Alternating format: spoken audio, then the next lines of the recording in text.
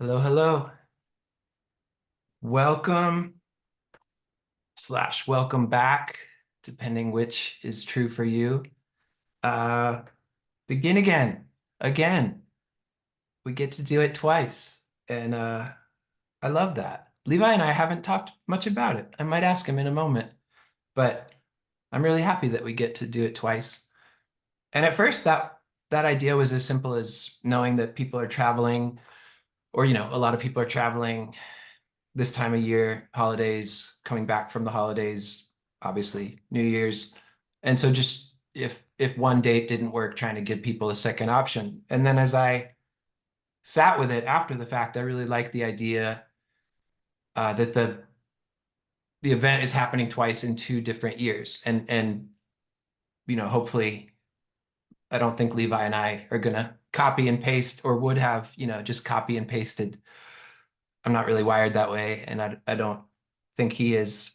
But that what I'm getting at is the 2 nights I don't think would have been identical, but certainly they overlap, and the theme and the concept is it overlaps. But as I sat with it, I just really like the idea of how the 2 nights, or seeing how the 2 nights might feel different based on one happening at the end of 2023 with the hope, the possibility, maybe not hope. I don't know how you felt or each of us felt, but the anticipation of New Year's Eve 2024. And then just a few days later, here we are, and it is 2024. And again, I imagine we, if all of us could speak, there's different feelings around that. But that's part of why I like doing this twice. Other than just when you like doing something and you're excited about it, it feels good to get to do it again. And with that, really honored that Levi is here again. He and I did an event called Even Now back in September during National Suicide Prevention Week. And we've gotten to be good friends. He can confirm that or not, but I consider him a Confirmed. good friend. Sweet. We've gotten closer and closer in recent years, and obviously we worked together some uh, through To Write Love. Not a lot directly, though, I would say. And so post To Write Love for me, Even Now was really special because it was kind of our first chance to do something together, to partner or create or collaborate or all of those words. Pivot. I'm just kidding. It's not pivot. Uh, and then I was honored that he said yes when I asked if he wanted to do this again, or do this, which is called Begin Again. And sorry, I kind of jumped past the part of hi, how are you? Thank you for being here. Happy New Year. I'm an Enneagram 4. I had this thought yesterday. I'm already sick of Happy New Year.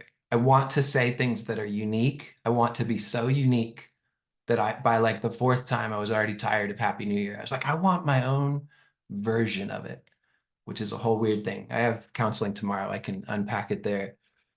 Uh, but I do hope your New Year is off to a good start. I hope your heart is light this evening or whatever time it might be. Brian and Vicky are back joining us. It is just after midnight in Scotland, and I imagine we have some people on at odd times in different places. I know obviously the ticket covered both dates, so I know coming into the first night, we had folks across America, Canada, Scotland, Ireland. Levi had a friend joining from Ireland, Brian and Vicky in Scotland, England, Germany. So it's really cool. As much as I said this online and I said it the other night, like, of course, I wish we were all together in some old, awesome theater. But I am thankful that technology, and tonight specifically Zoom, can shrink the world, shrink the oceans, and allow us to be together. And as much as we are tapping into technology tonight, my hope is this can be a very human experience, that we will talk about human things and we get to use, this online platform, but the heart of the matter would be people. The heart of the matter would be you and the people that you are connected to and will bump into. And so thanks for joining us. Thanks for being curious. Thanks for buying a ticket and putting the time aside to want to be here. How the night's going to go, I'm going to shut up in a moment. Levi is going to do his thing, his magical spoken word poetry storytelling thing for about a half hour. I'll come back and speak. It's funny to talk about talking. It's hard to write. We all probably speak every day. Anyway, Saturday, a few nights ago, I talked for a long time and I cried more than I thought. So my hunch coming in is I will try to talk for a shorter amount of time and I don't anticipate crying as much. I'm okay with crying. But yeah, it was very, I don't know, raw, vulnerable, cathartic. So I'm curious how tonight will feel, even personally. Uh, Levi is a friend. He confirmed it audibly, but I'm also a fan of his and have been for a bunch of years now. He is such a brilliant mind with such a good heart. I love his writing. I love his creativity. Obviously, there's writing that goes into poetry, and then he does the unique thing of, audibly communicating that and even visually communicating that. And I'll let him properly introduce himself in whatever ways he chooses, but just want to say I'm a fan. If you have not experienced him or his work, his poetry, you're in for a treat. And yeah, just to remind you, we're here wrestling with what we make of a new year, uh, what we make of resolutions, change. Is it possible to change? Do we care? What's the appropriate amount to care? What's the appropriate amount uh, to believe in a fresh start? And yeah, so we'll get into that. And Levi's a part of it. It's not just my talk, but Levi, um, he chose his set. He created his set with, tonight with this event in mind, and I'm really honored by that. One last thing I'll mention, we're going to get to a Q&A at the end together. So after Levi, after my talk, we will be together to answer your questions, which is where you come in and we invite your questions. And you can submit throughout. You don't have to wait till the end. If you want to submit any at the end, that's totally cool. But there's a Q&A button for you at the bottom. So yeah, we invite your questions. Obviously, we would love to get a bunch that are specific to kind of the theme, New Year, change, healing, hope. But anything you want to ask is welcome. I also want to point out or thank properly, Karis and Catherine are back. They helped with, even now back in September, helped a couple nights ago. Super grateful for both of them who are helping and working behind the scenes. So yeah, thank you two for joining us. And with that, excited to welcome Levi the Poet. Hi, everybody. It's Levi. Hi, Jamie. Hi, buddy. Um, let's see here. I gotta do something with this view here. Um, I'm gonna just say this just really quickly. Jamie, just so that you know, on my end, did it switch to me on your end? Yes. Okay, cool. We had a couple of like recording complications the last time, and I just wanted to make sure that it's looking the way that it's supposed to on your end. So Also, Frank should be on the bed with his tail wagging. Frank smelled better food than I have available for him in my room downstairs. So he is with his grandmother right now, begging for whatever they're eating. So we'll get him back up here before too long. But yeah, thanks for having me back again for night number 2. Hello, everybody, old and new. Um, I yeah, shared some poetry a few nights ago. I'll share some of the same and some different things tonight, but it's always rad to get the opportunity, especially after all these years. Um, you know, there've been like a lot of begin again moments in my life over the course of being a poet for a living. And actually, when Jamie reached out to me about doing this event, I didn't feel a whole lot like, I wasn't in like a super great begin again kind of a mindset, and getting to have a conversation with him about it. And um, it was like, yeah, okay, I want to do this. I want to participate in beginning again. I want that to be a thing that I go into the new year with instead of instead of whatever else was going on. So, thanks for being a part of it and supporting both of us, and I hope that it's beneficial for you as well. The poetry that I have to share is just going to weave throughout itself up until the end. I'm not going to do a whole lot of pausing for silent applause on my end in the in between. Although, thank you so much if you give applause on your end. Uh, Being a poet, you just deal with the weirdest audiences in the entire world, which is not the weirdest audience interactions in the entire world, you know? So doing a silent Zoom, it's okay. It's right up my alley. Um, let's see. Yeah, I I'll end the evening, my portion of this event with a piece by the. Well, actually, I'll tell you when I get to it. Here's what I'll say. These poems are representative to me of tonight's theme.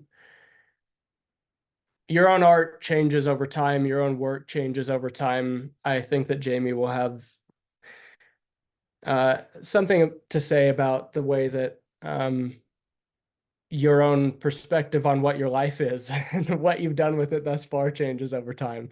And so, according to my interpretation of the pieces that I have, each of them represents a little bit of living, a little bit of dying, a little bit of resurrecting, a little bit of coming back to life, a little bit of forgiving, a little bit of risking and trusting and seeking to remember. And all of those, in my estimation and interpretation, are different versions of what the phrase begin again might mean. So thanks for being willing to hear me out, and to the degree that you're simply able to enter into the flow of it with your own reminiscences, reminiscing. I hope it can be a part of facilitating that, because I think that ultimately the reason that I love poetry is because it speaks a language beyond words. At least I hope that's what mine can do. And as somebody who always seems to find words falling short, to be a facilitator of them can sometimes be both a blessing and a curse. But it's such a joy when you actually find them, like little puzzle pieces on the floor that you get to pick up and say, oh, I knew it was worth coming back to this moment and beginning again for. So my my loves. When we first set sail and pushed off to sea, I stood at the bow looking backward, dry-eyed and imagining that the world in all of its color and grandeur and majesty had been devastated by that same flood I'd seen when I told you that my father was making me leave. It was a midsummer night's eve. It was a New Year's Eve, and in my heart, it was a romance. That same Shakespearean tragedy, that quintessential teenage flickering that let love burn brighter in the reminiscent memories as we slowly fell asleep. Cuddling beneath the stars that I wished upon through the cutout at the top of the teepee, it doubled by day as an Indian fort, with girls have cooties stitched across the seams, and at night, our secret love affair that the cowboys would have deemed a crime punishable by cap gun. Sour faces and wild, wild west make believe, old enough to comprehend, but young enough to dream. I can still hear the rhythm of your breathing beneath that canopy, while the wind played brush on the snare, and God through his bolt of lightning like the thunder-clapped clave to complement the whistling, moving through the trees, and remembered you promising that when we grew up, you'd build a home for me. How to start growing. And you'd twist up your fake mustache like your favorite character in your favorite movie and whisper, I'll be your Huckleberry. So in the morning, when I snuck back to my room, I thought tragedy indeed that innocence, if ever it was, can be stripped away without a warning, my king. By grace or by fate or by luck or by mercy. I trust the moon will carry your letters safely to me. This flood rescinding will give way to land depending, and like the hand of God gave olive leaves to encourage that ancient family, my dove, with love and sincerity, and all that I have to offer. Begin again with me. The same moon in New Mexico glows in the dark along the coast. When my sister asks why it is cut in half, I respond that I don't know, but I hate it. I take photos of her phases on a phone that just a couple nights ago lit up like all of them, collaged into a hole in the palm of my hand. I did not have the time to capture the moment before its face, the last remains of a lunar crescent, went black, another word for new, and I am not a fan of the moon tonight. Halfway through birth. It feels like annihilation. And just 10 minutes short of that, at a rest stop in Czechia, over soggy chips and something like a meat patty. I don't know if you've ever been to Czechia, we'll just give them the benefit of the doubt. A driver 4 pints in stands to leave. He bumps his head on the television screen that we're all overdubbing with comedy to counter the bleak and bitter cold. He looks at us apologetically, but there's nothing to forgive. We are all of us just trying to keep warm. Somewhere across the world, just west of the Louisiana-Texas border, a driver passes by an abandoned lot on his right, something like a horror movie, full to the brim with, quote, crazy ass art as advertised in blood red handwritten signage. Life-size nutcracker figurines and gigantic Jack in the Boxes laced with the lingering rush of drinking and driving 2 states past, where Mississippi, in all of her barrenness, still makes an allowance for your legal limits. And honestly, not obliging feels like the greater sin. These men, continents and cultures away from one another and separated by water and context and babble, both open their eyes in the morning. They both revel in the thoughtless seconds between waking and realizing it, like they're beginning again, like they both grasp for the warmth of mind that seems to flee from the rush of the day's beehive swarm and the queen's incessant demands for more. They don't know if they can keep up. Begin again. There are moments like good intentions that exist between sciatica, a steady buzz in the shifts, in his seat, between lanes, and ideas that don't fit.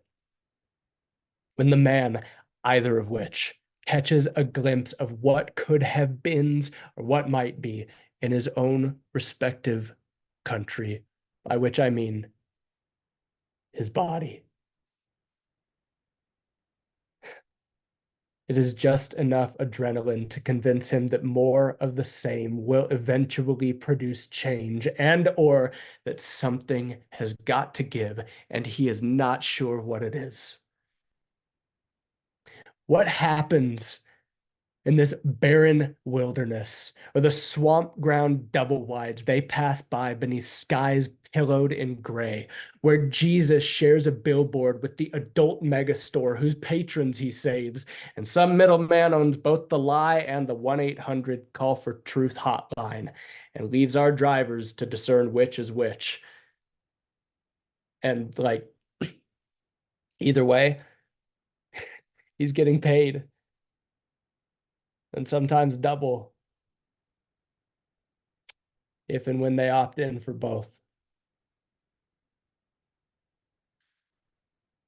And mercy gets to be our plea. Luckily,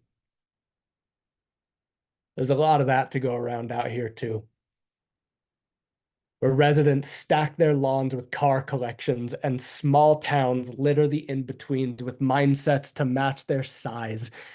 Look, it's okay. Besides, as they say, you don't know what you don't know. It's got to be room for compassion. And anyway,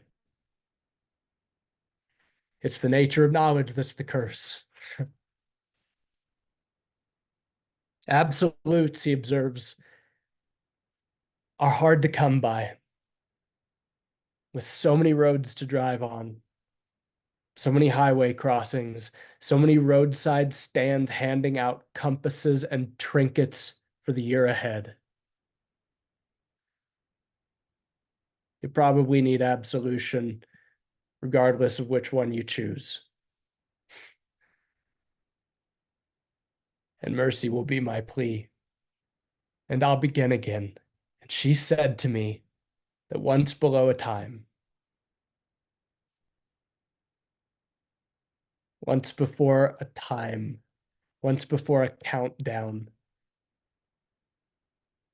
to whatever inevitable you are imagining, before the clock became such a heavy yoke around your neck, there lived a boy, not yet cloaked in shadow, not yet hallowing success and sweating timestamps, not yet hiding his light beneath bushels like likes and commerce and content and comparison. You were flavors all your own. Salt crystal tasted exactly the way you were made to dissolve on other people's tongues, to sting and heal your parents' wounds, to calcify and become seasoned. Not someone. You don't need to become someone. You were conceived someone. It's inherent. You were born volcanic. You don't need to force eruptions to get other people to notice you, to validate your existence, you mountain. To me, you don't need to do anything. You just need to be. And I know how hard the being is to do, to breathe, to jackhammer beneath the concrete between your head and your heart, halfway down, where the trachea collapses every time you try to cough out another cliche about how you're okay. Yeah, you're fine. I know you're fine. Before the second hand began to tick away at your life, there was a girl. You've got to find her. She's somewhere inside, back before she'd put on color like a layer case, painting over the face her collaborators gave her.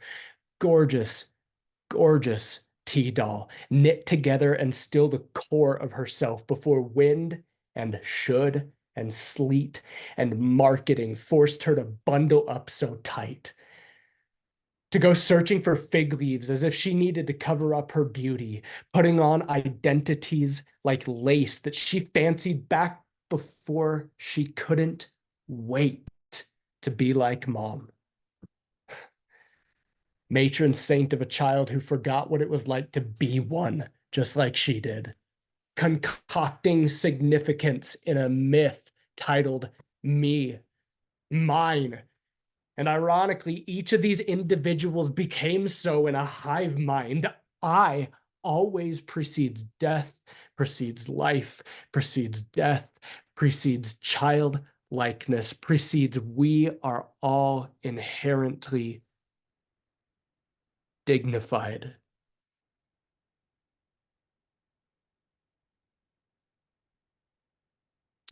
Full of dignity. Tell me which door to open. Tell me how to return to the place that I used to put my hope in. Do not be afraid to look inside when you begin again. As for me, I,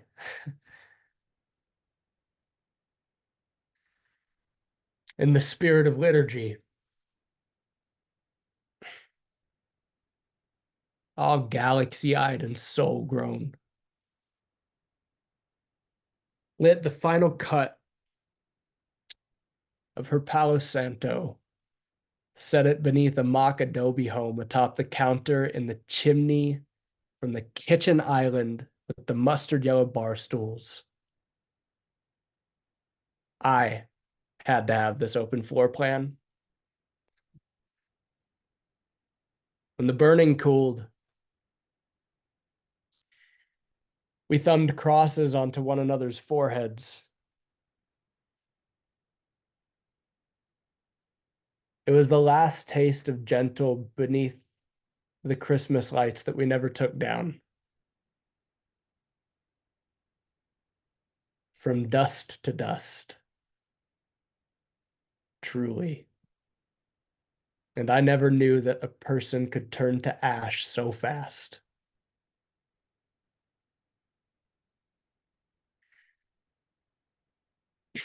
A year removed, and I don't know what to give you.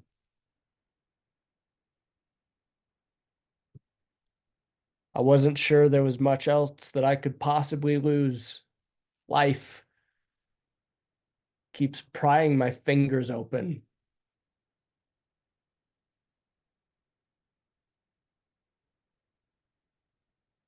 Sometimes I wonder if it's going to break them now, too. Trust it.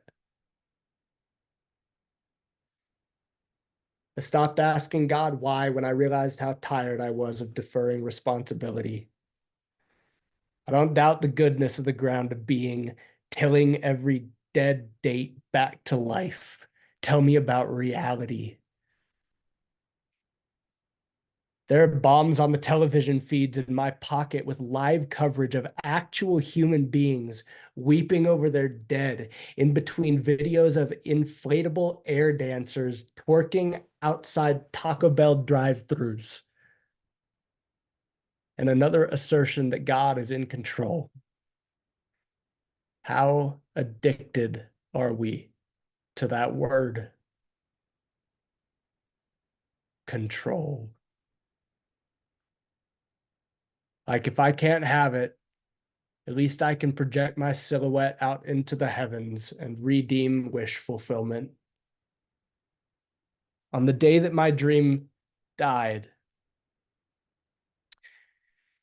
and her and I walked away from one another, I sat down in the morning sunlight next to a lavender farm along the Rio Grande in Albuquerque, New Mexico, and wrote in my journal, I think I'm going to stop worshiping a genie. And wept next to the fire pit and the passersby. Surrendered one of my not gods to a better glimpse, a better glimmer. Mourned the years spent believing that sustenance came from worrying about it. That afternoon, I stood in our newly remodeled living room, empty as I was, staring out the back door and past the flagstone patio her dad and I laid and leveled to the planter beds where the garden was. aware of all I wanted to cultivate, without the tools to escape my head, like kid underneath every what if is what is. And there are realty signs outside, and I am losing all of it. Everything that I ever needed is still right here, where it has always been.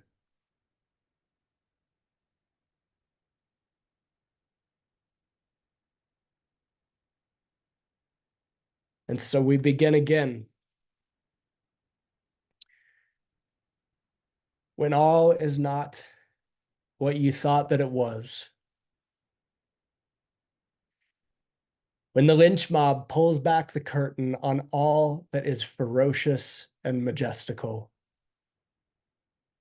We are each of us small men to varying degrees, projecting the great and powerful Oz with booming voices, so much louder than we are confident.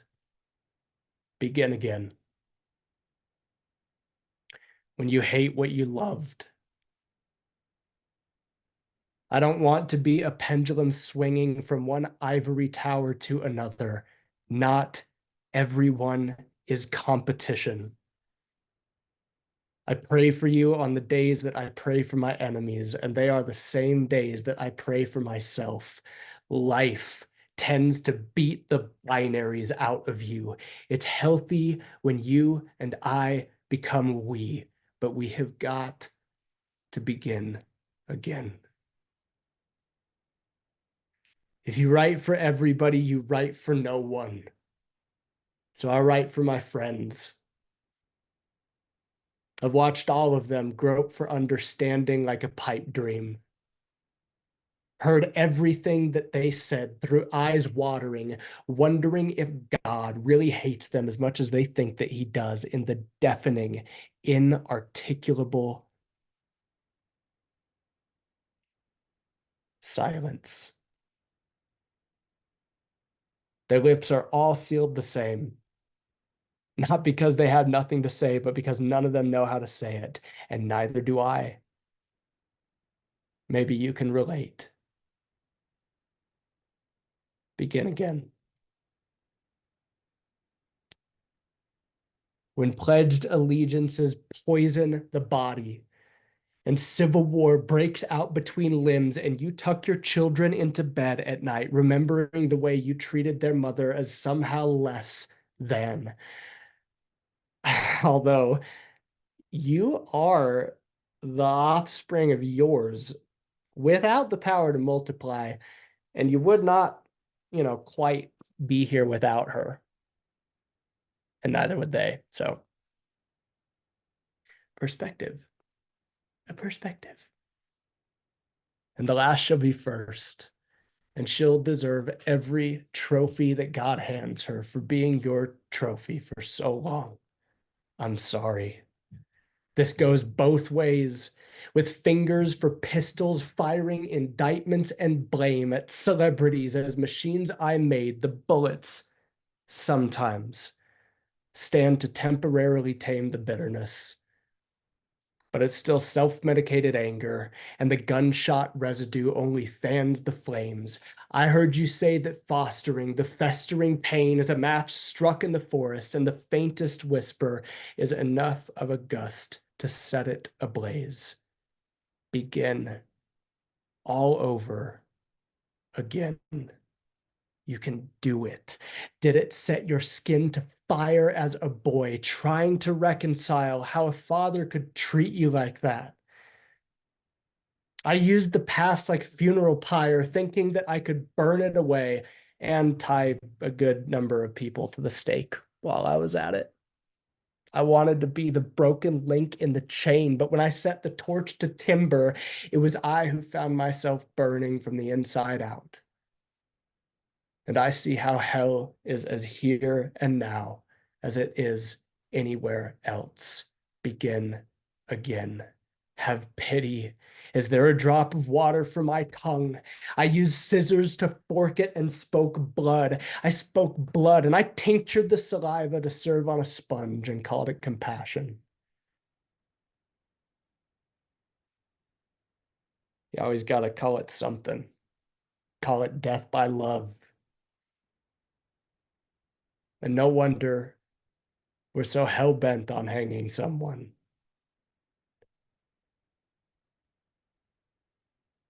Get up. Begin again. It's as good a word for forgiveness as anything is. When the disconnect seems to beat the poetry out of you, and the joy isn't quite there, but you can't quite remember where or why it went, and the lenses protecting your vision continue to cloud and spread, reflecting eyes as opaque as the dimly lit mirror that they're doubling up on. It seems like, just for the hell of it,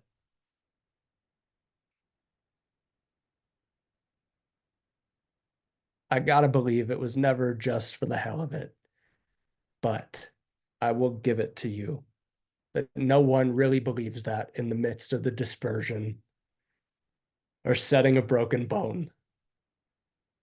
The bloodletting always feels like murder, but you have to get the poison out of us.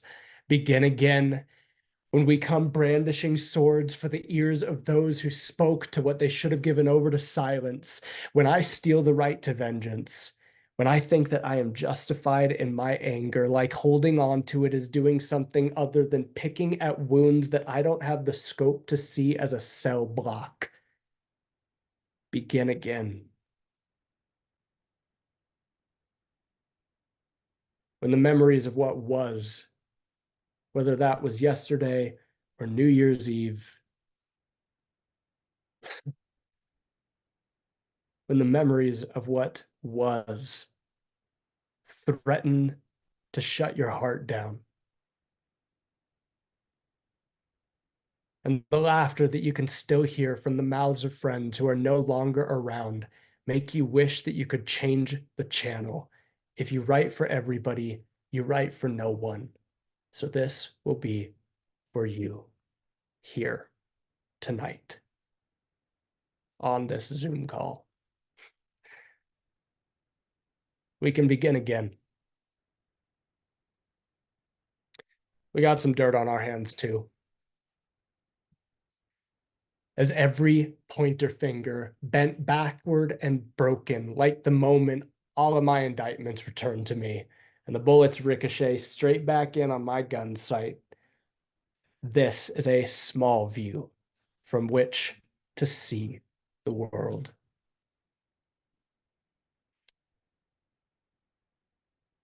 You can't unsee what you've seen, but the world is colorful and ferocious and majestic without small men or straw men or me to blow smoke and mirrors from my machinery.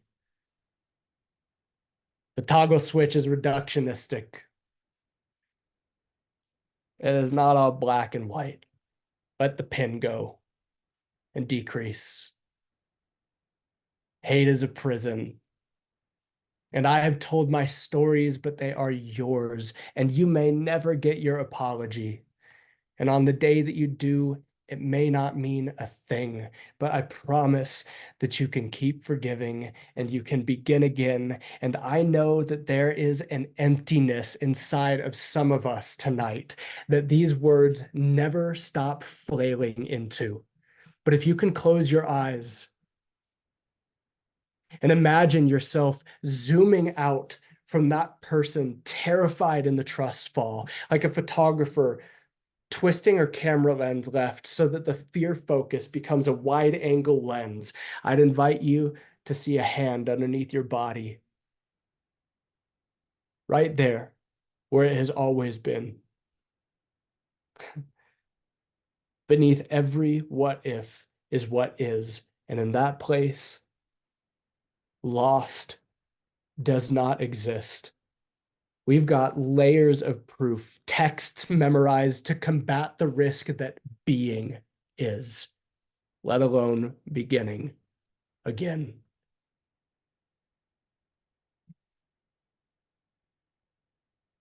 I didn't think about defending God the day I was born. It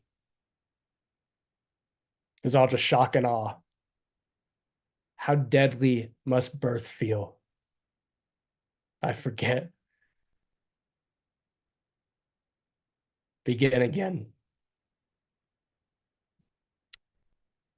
I tattooed "Don't Sink" into the bottom of my hand years ago. This guy named Caleb at Memento Tattoo in Columbus, Ohio, had to saran wrap my fingers from becoming fists. There's a sermon there, I'm sure of that. Ever since then, I've been a palm reader. Every morning, I light grocery store candles and let Mother Mary and her son flicker in front of eyelids that I close on purpose. There's an unbearable brightness in the luminous dark, and I will my hands back open and inhale the first half of God's name before breathing out his last. The carpet whale Hannah made for me swims beneath their feet. And I am getting imagination back, where deep cries out to deep. What does this year hold? Who knows? Who knows, man? But I have got now and now and now right here with me.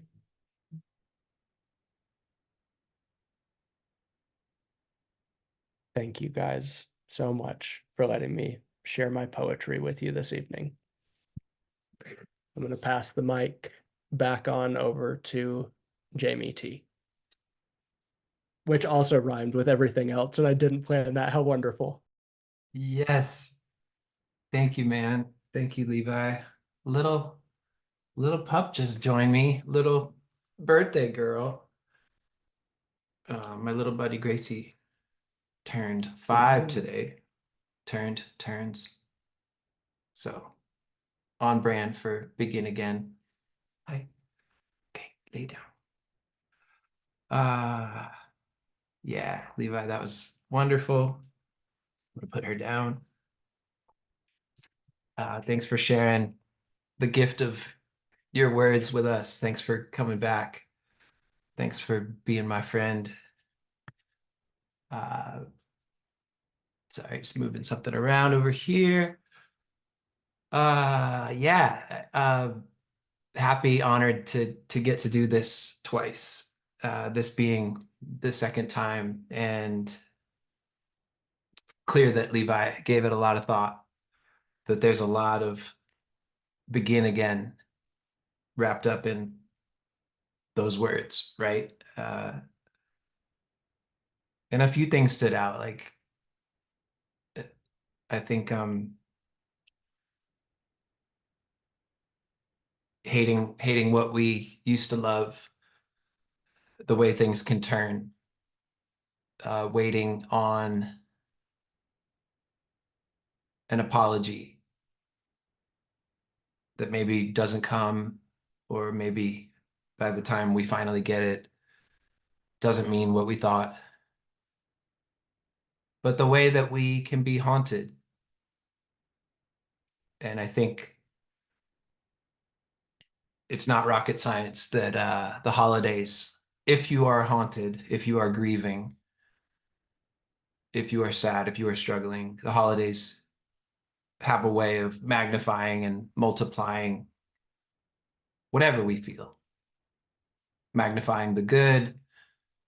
If things with your family are good, maybe you get to lean into that. You get to be with them. If you have a romantic partner, if you are married, if you have kids of your own, the holidays have a way of highlighting whatever we have or don't. And I felt that and thought about that as Levi shared. Uh, Life is both. Life is the heavy and the light, the hard and the soft, wonder and terror, grief and healing, grief and coming back to life, winter and spring. Coming into it, I happened to realize that I knew today was Gracie's birthday. Gracie's my little dog, who I obviously adore, or if you follow me, it it might be obvious, but I thought it was fun that night two, day two, Gracie's birthday, and I realized night one, Saturday, December 30th, was LeBron James' birthday, his birthday. And then a couple hours before the event on Saturday, someone shared with me that it was the 1 year anniversary of the death of Tanya Ingram. And Tanya was a friend. She was a friend of mine, a friend to many within To Write Love on Her Arms. I got to know her through To Write Love on Her Arms, through the Heavy and Light annual event that typically happened at the House of Blues in Orlando. She was a really incredible spoken word poet, not unlike Levi. And she was fascinating. She was, if you met her off stage, she was quiet, soft spoken, super humble, super kind, polite.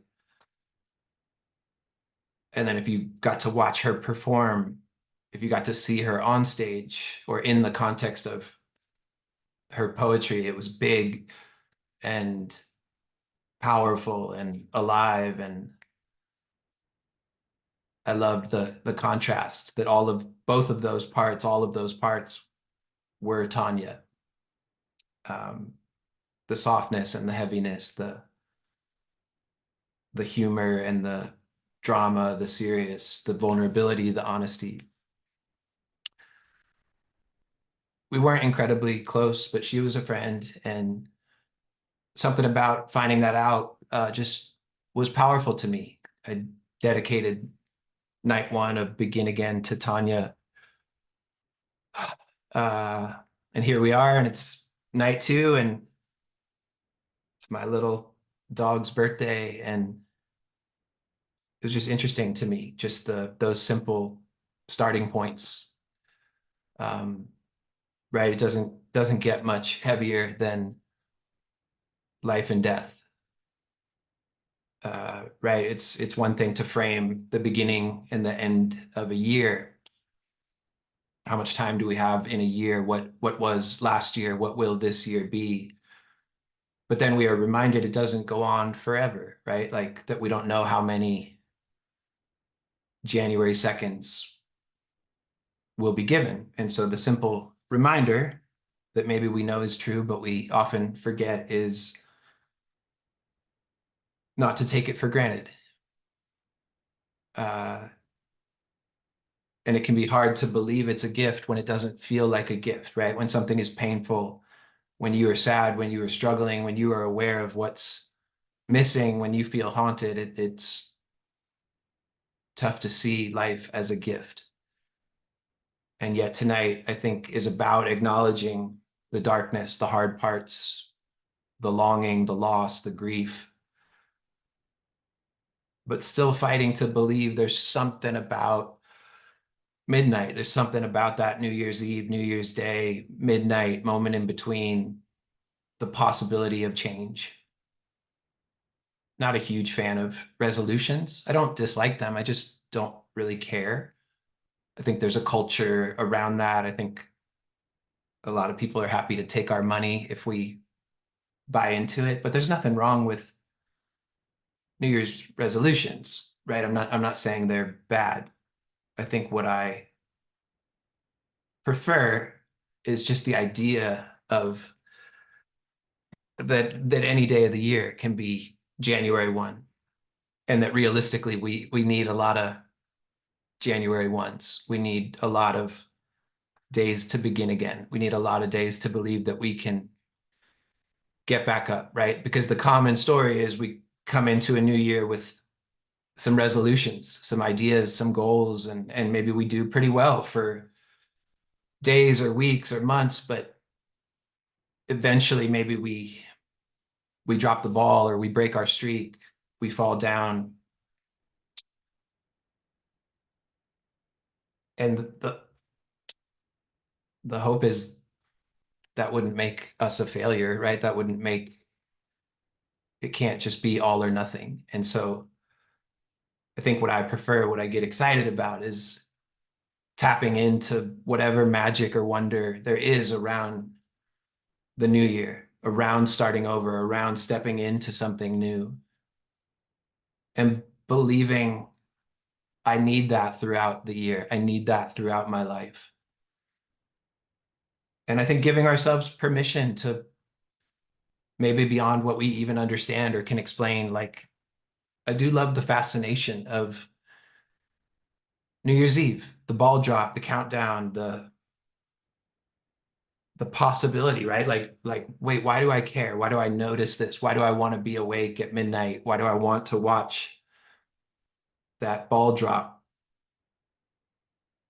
That maybe we are wired or designed to care about change, and that maybe healing can be connected to the possibility of change, right? That maybe if it's possible for things to get better, if it's possible for 2024 to look different than 2023, then maybe healing is possible. Maybe staying alive, maybe sobriety, maybe self-care, maybe these things are possible. And I think that's the side of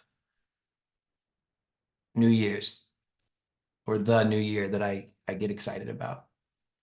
I want to read you something I wrote. I think I wrote it 11-ish years ago, maybe 12, 11. First appeared as a blog on the To Write Love on Our Arms site. It ended up in my book. I'm going to read it from my book. And it's about a lot of what I just talked about and described. It's about that midnight moment, that New Year's Eve, New Year's Day, midnight. And it is called Welcome to Midnight. This is my book. If you feel too much. Page 112. 5, 4, 3, 2, 1. The ball drops and fireworks. Resolutions are made. People scream and people kiss. And is it possible to change? Is it really truly possible to leave the past behind? Welcome to midnight.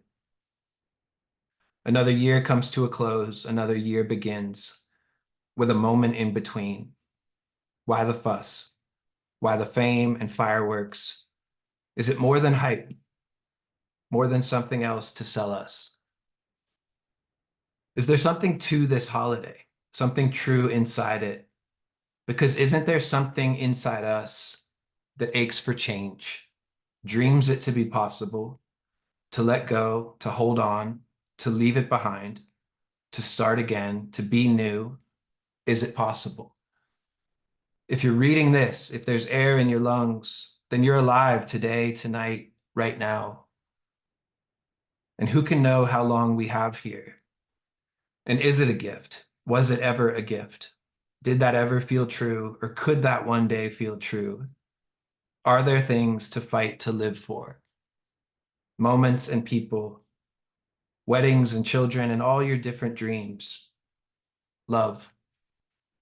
Is your life more than just your own? And are there broken things you were made to fight to fix? Broken families, broken friends, injustice. Will you move for things that matter? Wouldn't it be nice if change took just a moment? Wouldn't it be nice if it were that easy? Midnight and we're new, midnight and the past erased, midnight and we're free. It seems to come slow. It seems to be a surgery. Forgiveness, healing, sobriety, letting go, starting over. It seems to happen slowly over time.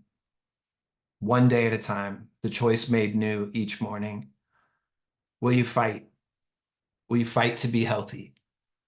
Will you fight to be free? Will you fight for your story? Will you fight to get the help you need? Change takes more than a moment, but maybe there's also something to this celebration of a moment, something to the way it speaks to us, something to the way we fear it and dream it to be true.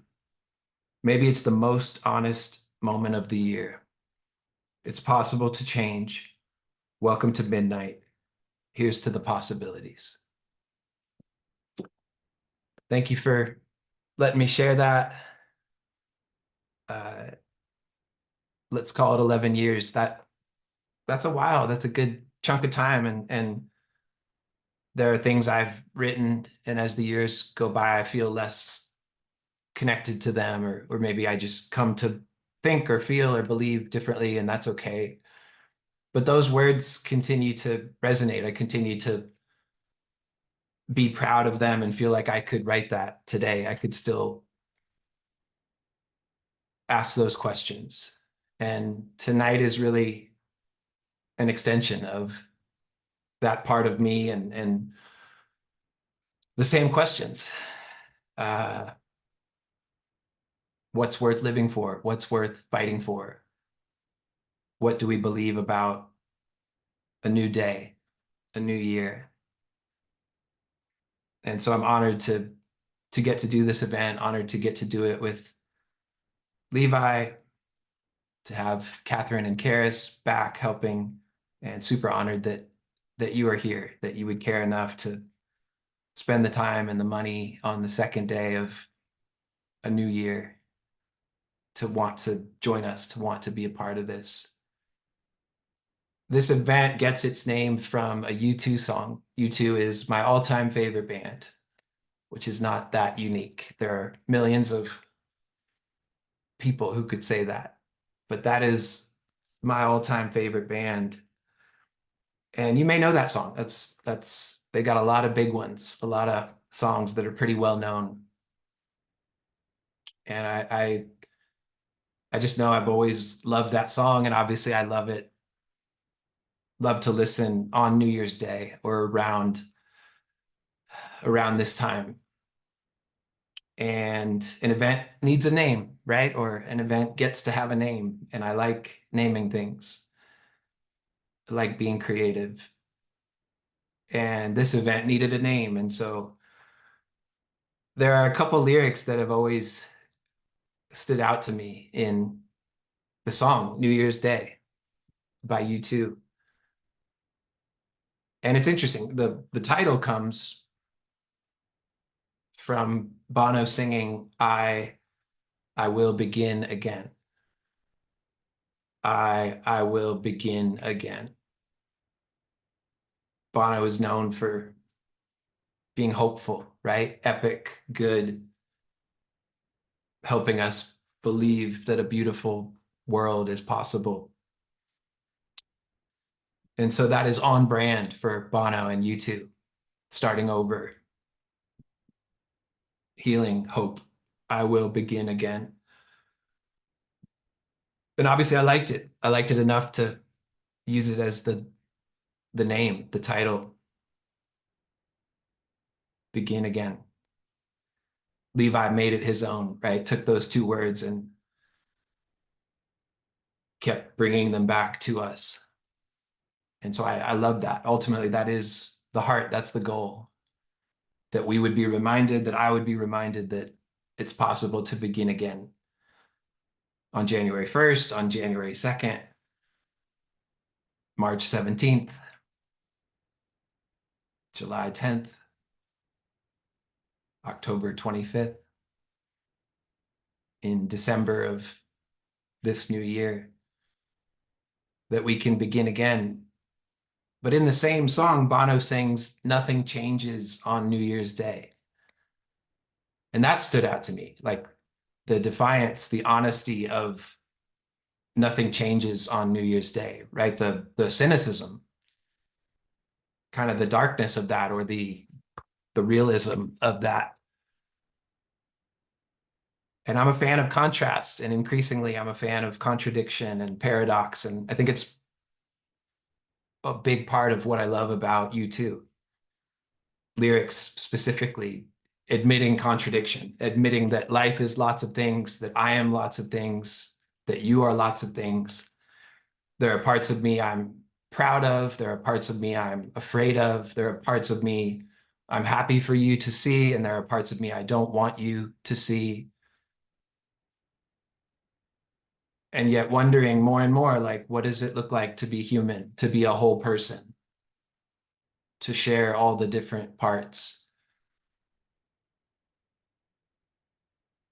to not buy into shame. And so I like that both are inside the same song, kind of calling bullshit on the whole thing. Nothing changes on New Year's Day. But then also the opposite. I I will begin again. And this event, maybe you can relate to both. That January 1st, yesterday, it's another day, right? I'm not smart enough to speak intelligently about time. I bet Levi is. He could probably tell us when he comes back some smart stuff about time. But it's another day, right? Like technically that's true. And yet at the same time, I think there is a part of me, there's maybe a part of you that wants to believe that yesterday, January 1, 2024, is something new, is something unknown, that there is something mysterious and powerful, that there is a lot of possibility, right? That it is a blank slate, a clean slate, a blank canvas, however you want to describe it, or whatever illustration you choose. And I don't like toxic positivity, lots of things about, I don't know, self-help culture, plenty of gurus, right, in this era of Instagram and TikTok, plenty of people with just enough confidence to tell us that if we do this and this and this, or if we hire them or believe this, everything will be great and we will have success and health and wealth. But I don't believe in most of that. Um, it's people like Levi who resonate with me, people like Bono, music like U2, that is honest about the hard parts, that is honest about the whole experience of being human. Not only the hard parts, the good, the romance, the babies being born, peace, healing, redemption, forgiveness, but being willing to talk about all of it, to point to all of it. And so I wonder if you relate to both coming into this new year on the second day of a new year. The parts of you that are honest, the parts of you that are realistic, that can't get too swept up in it, but also maybe the part of you or the parts of you that want a different experience, that want or even wonder if life can change. Could this year be better? Could I let go of that thing I haven't been able to let go of? Could I heal from this grief? Could it be worth it to keep fighting, to pursue recovery, to pursue taking better care of myself, to roll the dice and move to a place I've been thinking about, to put myself out there, not only romantically, but platonically, to believe that I need and deserve connection, that people need other people.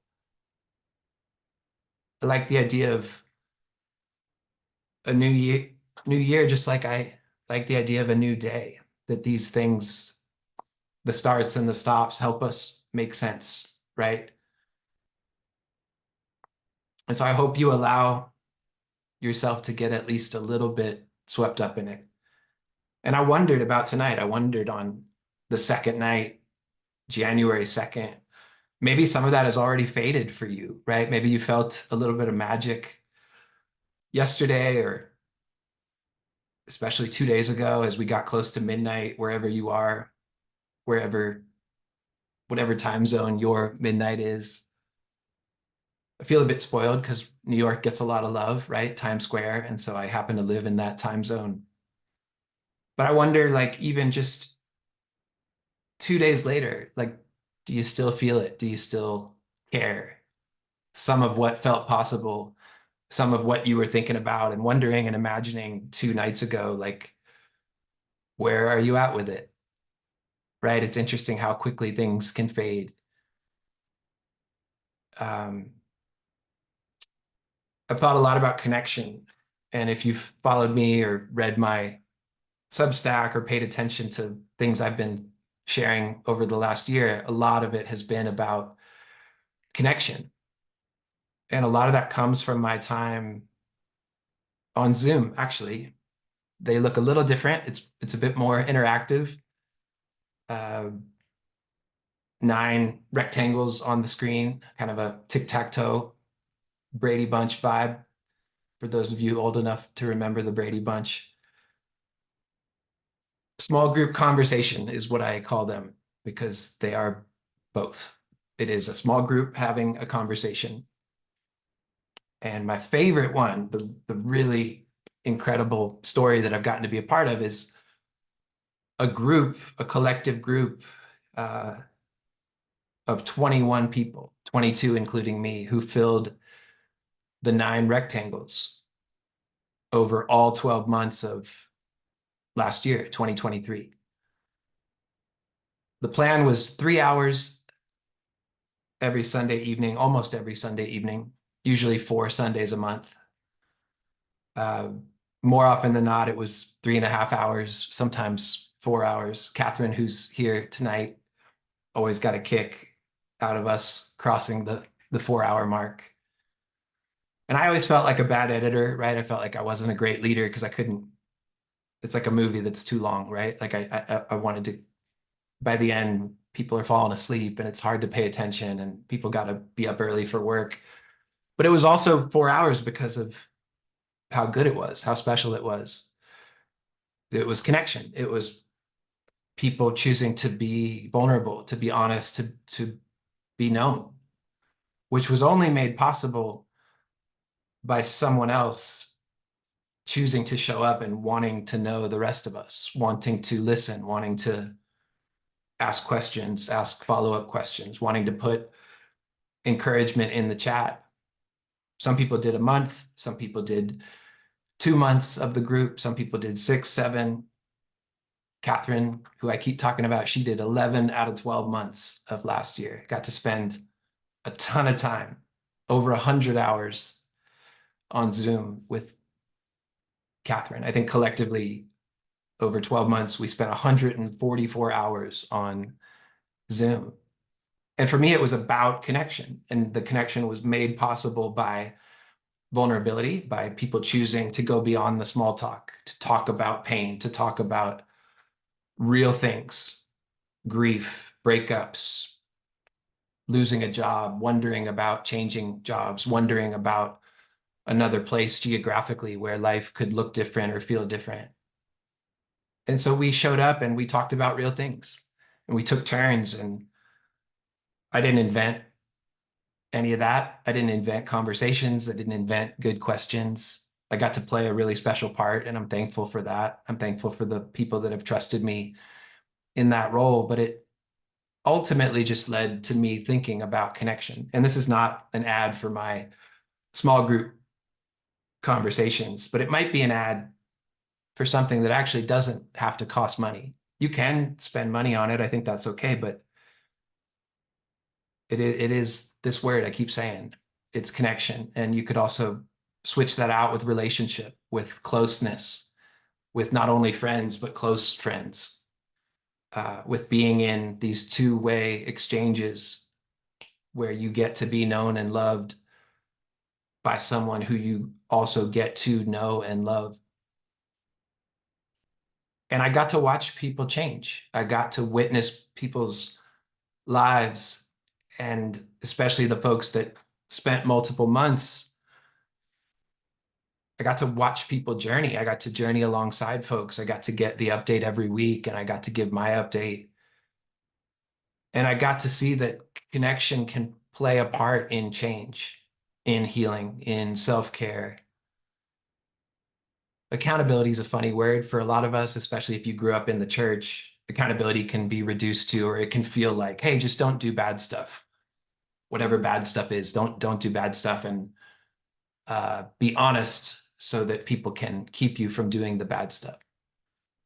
There's a little bit of truth in that, but there was an element of accountability that if we allow ourselves to be known, someone can check in a week later, right? If they remember what we said a week ago, a week later, they can say, hey, how are you doing with that?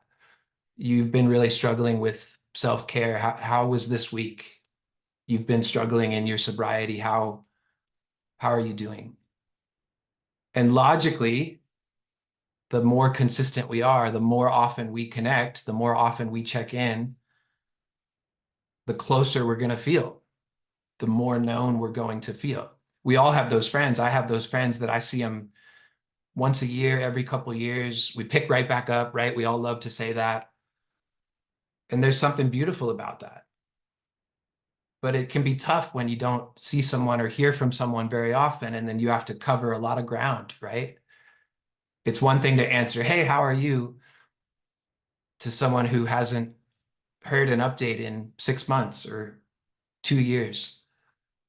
But it can be really, really special when a few people ask you that more often, ask you that consistently, ask you that weekly. And again, you don't have to sign up for a group to do that, but you may want to. The cool thing about the group was we knew where to find each other.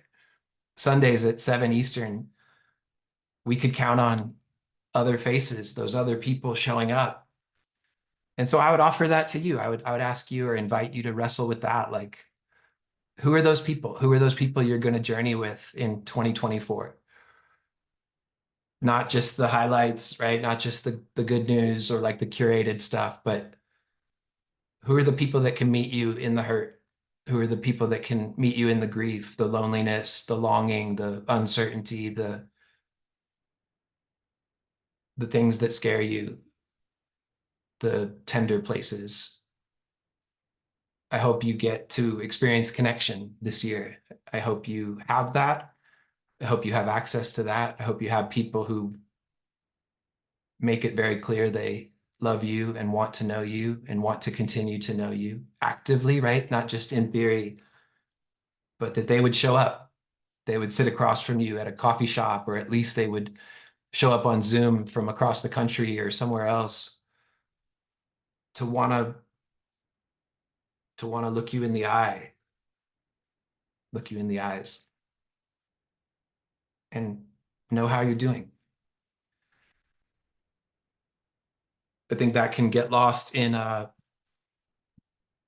self-care culture, right? Because there's a lot of good, but there's also a lot that gives us permission to be isolated, right? We've learned in recent years, hey, boundaries and time for yourself. It's okay to be quiet. It's okay to say no, like all good things.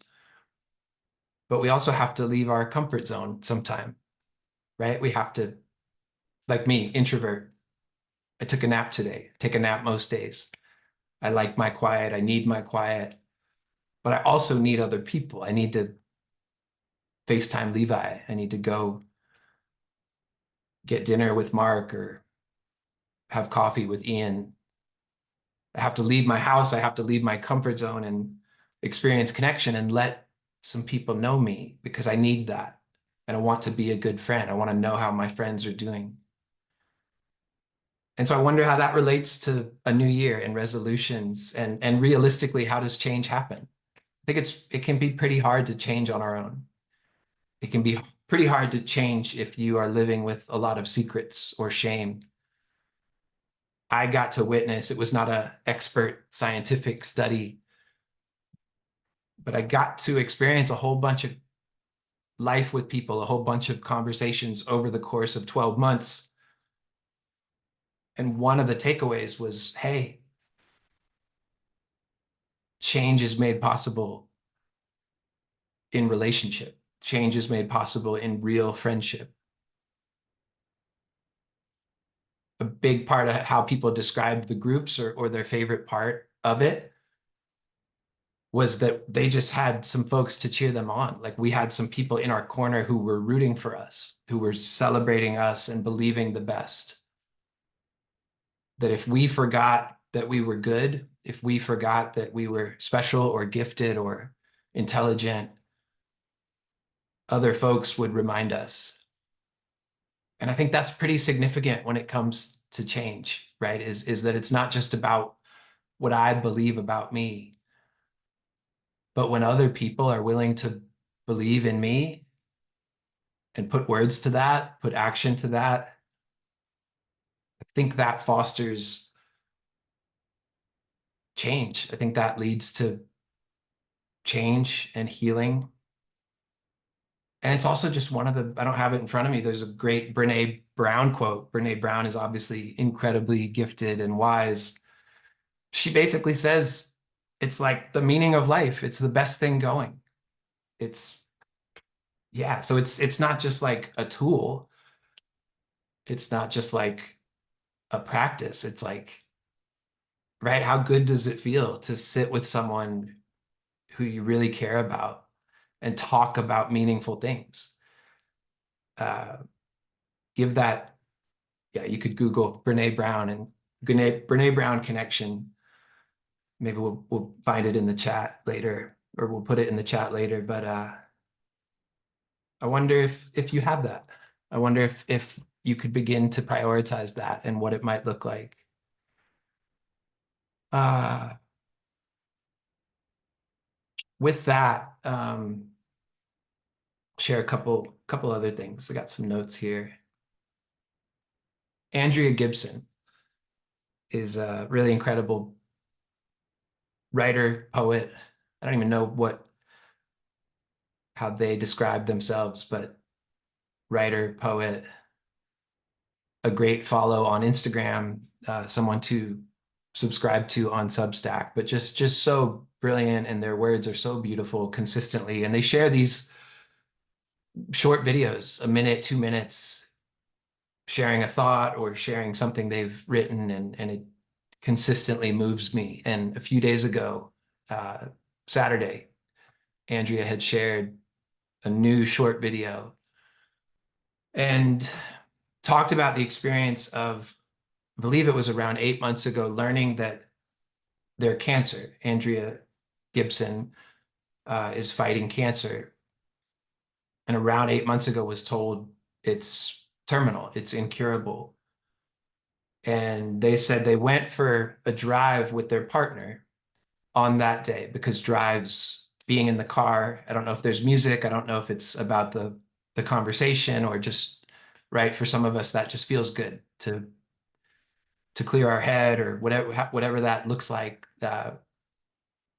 Andrea wanted to go for a drive with their partner, and their partner noticed they weren't looking out the window. I think they were in a beautiful place, or a place where there was a lot to see. And the partner noticed, hey, you're not looking up. You're not lifting your head. Like that was the whole point. That's what we're doing. And Andrea Gibson described the moment, described the response, and said why they weren't looking out the window. I was afraid to love what I might soon lose. I was afraid to love what I might soon lose. Went on to say that they did pick their head up. They did look out the window. I think called it the bravest moment, maybe ever. And this is what came next. I loved the world that I knew wouldn't always be mine. I loved the world that I knew wouldn't always be mine. It's part of what Levi was talking about, I think, earlier. The older we get, the more we lose, right? And eventually we lose all of it. And eventually everyone loses us. John Foreman, who's one of my heroes, one of my favorite people, one of the most hopeful, positive, incredible dudes, incredible humans, likes to remind people. I've heard him say it from stage and in interviews, none of us are getting out of here alive. John's music, Switchfoot's music, I actually realizing I have a Switchfoot hoodie on, is known for being hopeful, is known for being encouraging. And yet John is willing to remind us, hey, none of us are getting out of here alive. Because that frames everything, right? That provides a sense of urgency, provides a sense of we don't know how long we have. I was moved by this moment, this video that Andrea chose to share. I was afraid to love what I might soon lose. And then I loved the world that I knew wouldn't always be mine. And they went on, they closed the video by saying, this experience, these feelings are not unique to a cancer diagnosis or a terminal illness, that maybe all of us avoid beauty, avoid love, avoid connection, avoid friendship, avoid what's good because we're afraid to lose it, even if that's subconscious. It was powerful to me. It was a lot to think about. I want to tell a story from my own life. This happened a couple weeks ago. Shared this on Instagram, or I shared part of this on Instagram. The part I didn't share is that I was supposed to host. I said this the other night. It's a tongue twister. Supposed to hosta. Supposed to hosta. I was supposed to host a workshop a couple weeks ago, a workshop on creativity called I Love That Kid. And only 2 people signed up. It was disappointing. It was humbling. It was hard. I was embarrassed. Wasn't great. And so I ended up canceling the workshop, gave the 2 people their money back. And I ended up instead that weekend going to a funeral just a few miles away, but I happened to have that Saturday free to go to a funeral of someone I hadn't seen in decades, a couple decades.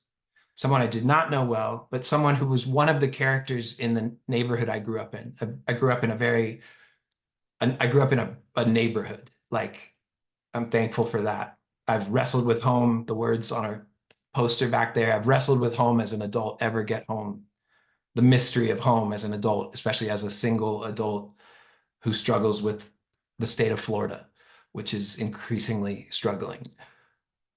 But I think I grew up with a home. I grew up in a neighborhood with a bunch of friends. And the man who died, Jack, was one of the fathers. I was a kid at the time, and he was one of the dads in the neighborhood. And so he was older, he was in his 70s, and he passed away recently. And I went to the funeral basically for the reunion. I went to support the family. I knew a couple of Jack's kids, but I also knew it would be a reunion for the folks I grew up with and the friends I grew up with and their parents. And so it felt important to go. Ended up having, well, first off, there are 4 of us who grew up on Cardinal Drive who we were friends when I was 10, 11, 12 years old. We're still friends today. We especially in the last couple of years have really reconnected, and it makes me smile so much that I get to be friends with these guys, with Josh, Elliot, and Kyle, for more than 30 years now. It's really special to me. And I got to see those guys at the funeral, and I ended up having a conversation with Kyle's mom. And I love Kyle's mom. I've always loved Kyle's mom. I mean, I think everyone who knows her has just adored this woman as kids and still today. And growing up, right, like our friends' parents that's a big deal when we're growing up, right? You're staying at your friend's house, or you're just around the neighborhood. Like, you remember the parents, you remember the different flavors and how they treat you and their personality, even so many years later. And Donna was warm and kind and social and just cool. And her husband, uh, they were different, but they seemed like such a good fit. She was outgoing and friendly, and he was more stoic and quiet and strong. And he was kind of a man, but he was kind as well. He didn't need to say a lot, but he was always happy to give us a ride to go surfing. Like he and I, they were just such a dynamic, cool couple. They were one of those couples as a kid that you're like, man, that's the thing. Like that's the real deal. They're going to be together forever. And my hunch is by now you know this story. Maybe you've lived or experienced this story, but a lot of couples don't make it, right? A lot of marriages don't make it. A lot of romantic relationships, most don't make it. And so it made me sad, I don't know, around a decade ago to learn that Kyle's parents split up. They got a divorce. And I remember, right? I was really sad to hear that, as is often true when we get news of a couple that we admired that chose to go their separate ways. Uh, and Kyle's dad passed away around a year ago. And I got to see Kyle's mom for the first time in a while around a year ago. And I sat across from her at dinner and she just told a story, or not even really a story, but just shared that they had been able to have some conversations before her ex-husband passed away that were very healing, that there was forgiveness and there was healing. And she didn't say much more than that, but you could tell that it was meaningful, and it meant a lot to me to hear that, to receive that. And then a year went by and I didn't see her. I didn't see her until this funeral the other day. And I want to read you a story about a conversation I got to have with her. I'm going to read this off my screen. Okay. Also going to take a sip of water.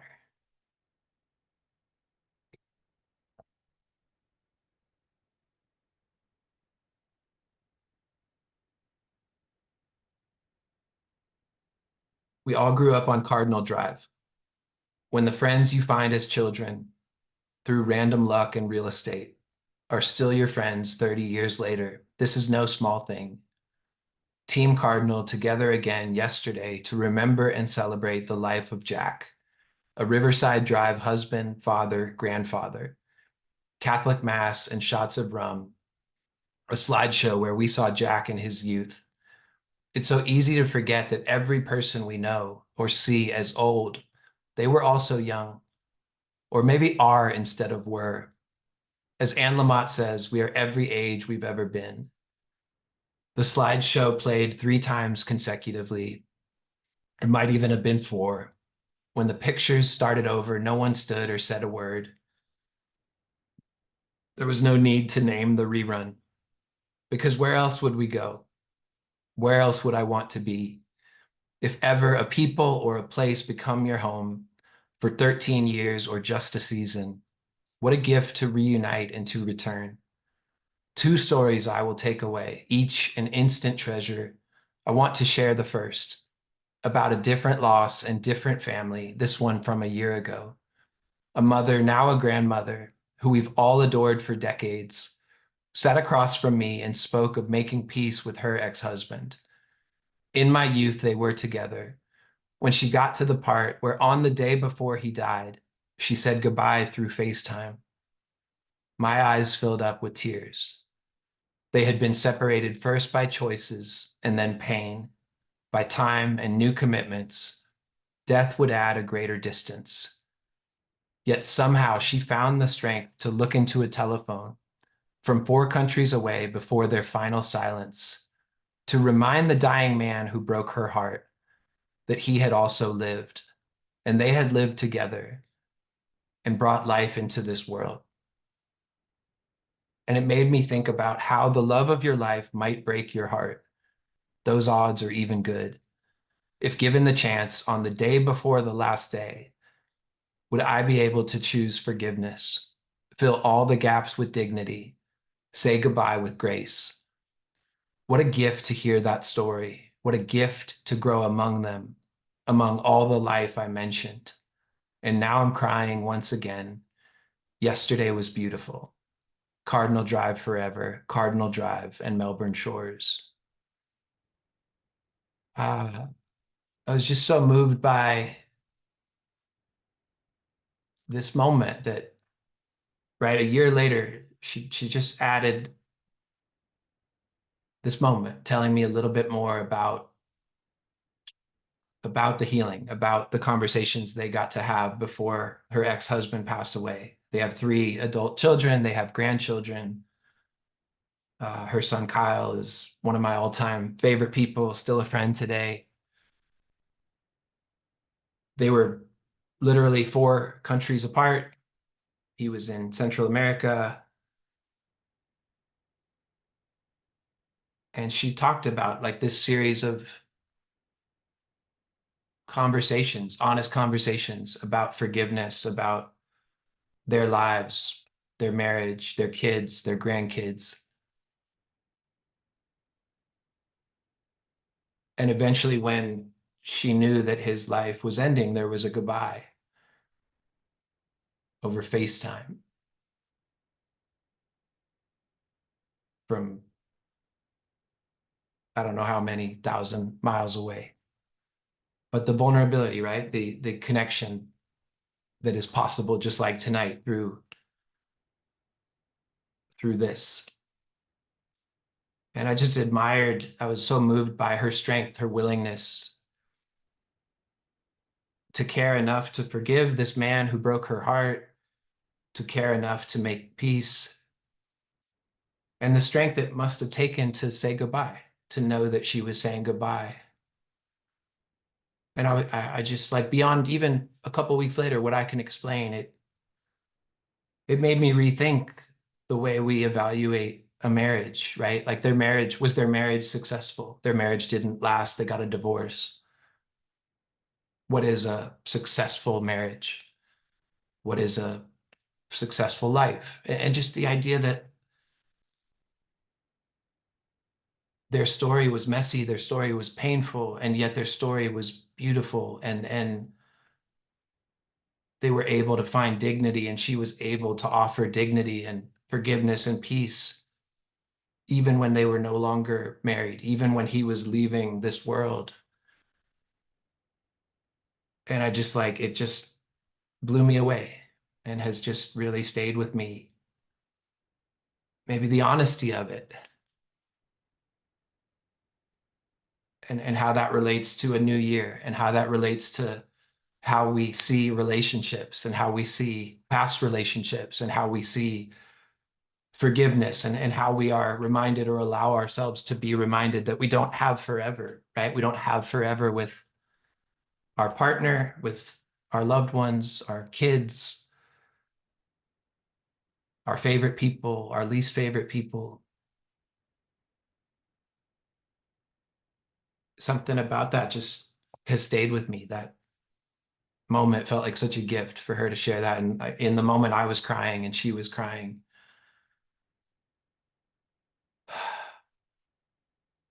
Maybe the freedom, maybe it gave me permission to admit that life is both. It is heartbreak and it is good.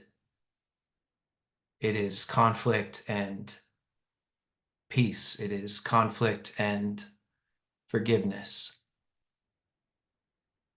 It is made up of different seasons, different versions of relationships. Time passes, we change, relationships change, dynamics change, people grow. We lose each other. We don't know how long we have, right? I don't know how long I have. I don't know how long you have. I don't know how long I have with the people I love. I was at the dock this morning with my parents and my sisters. My parents are getting older. I don't want to take it for granted. Gracie turned 5 today, my little dog. And I know that many of you have had pets, have lost pets, and I think we understand, we're okay with the grief. Like we understand that that is real and that is hard, and that for those of us that have pets, that it does become a best friend, it does become a part of the family, and that typically we outlive our pets, that they don't live as long. And so that has that has scared me throughout my time having Gracie, even her turning 5 today, and me wondering, are we halfway? Are we a third of the way? But she ran out, a door got open and she ran out into a busy street when she was a puppy. And thankfully she made it, she survived, she was okay. But it was so scary. Like that moment, that memory haunts me. So I also know like it's not a guarantee. Um, but it also reminds me to try to really appreciate her every day, to be thankful for her, even to express that. I don't know what she understands. I know she knows a few words, but most nights, like when we're going to bed, she sleeps in the bed with me. And most nights I try to get down like next to her and just say, thank you for being my puppy. She's not a puppy anymore. She's puppy sized, but and maybe it's for me as much as it's for her, but like I just try to connect with her at the end of the day and just say, hey, thank you for being in my life. Thank you for loving me. Thank you for letting me love you. And there's a part of me that I'm aware that it's because I know that I don't have forever and I don't know how long I have. So I want to cherish each day, right? And maybe a day is marked by when we wake up and when we go to bed. I tend to go to bed pretty late, so it's already the next day, so that it's a little confusing. But I like the idea, right, that there are these like boundaries that help us identify like this was one thing and then there's another thing, and it's why I like that each day I get to have a moment, if I choose to, of appreciating this little creature who I love and who I get to be loved by, and I hope I can do that in other relationships with human beings, that I can remember. I don't know if we have all year, right? If I don't know if all the characters in my story will make it to the end of the year. I hope so. I don't want to live in fear, but I do want to live with a healthy amount of awareness that this is fragile, that this is a gift, that this is a miracle. I don't want to take it for granted. I don't want to assume we have forever, whether they go or I go before them. I want to be thinking about these things, that it doesn't just go forever. I don't get to have all these characters. I don't get to have that little dog forever, or they may not have me forever. And so I want to keep showing up. I want to keep beginning again each day. And with that, I want to give myself permission to be human. There's going to be bad days. There's going to be quiet days. There's going to be days I don't pick up the phone, maybe stretches of days or weeks where I go quiet or I'm struggling. It's not some invitation to be superhuman. And I know there's plenty of content if you're interested in that, right? Plenty of people are fascinated, but it is an invitation to be human. I said that to someone recently, like there's such a fascination and trend around kind of this like being superhuman, down to like the science, and I'm not saying it's bad, but I am wired. I do like the idea, like what if we were equally excited about being human, being honest, being vulnerable, being known, being loved, loving people, giving our love freely. pursuing reconciliation, pursuing forgiveness, and at times not, at times letting people go, making boundaries, making changes, doing what we need to do to be healthy, to have peace in our lives.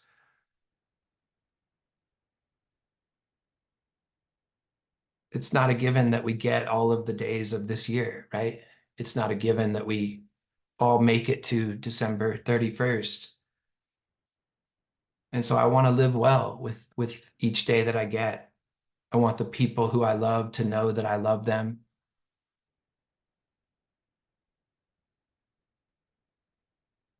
Yeah, that maybe, of course, I want to have goals. I want to take care of myself and have a career.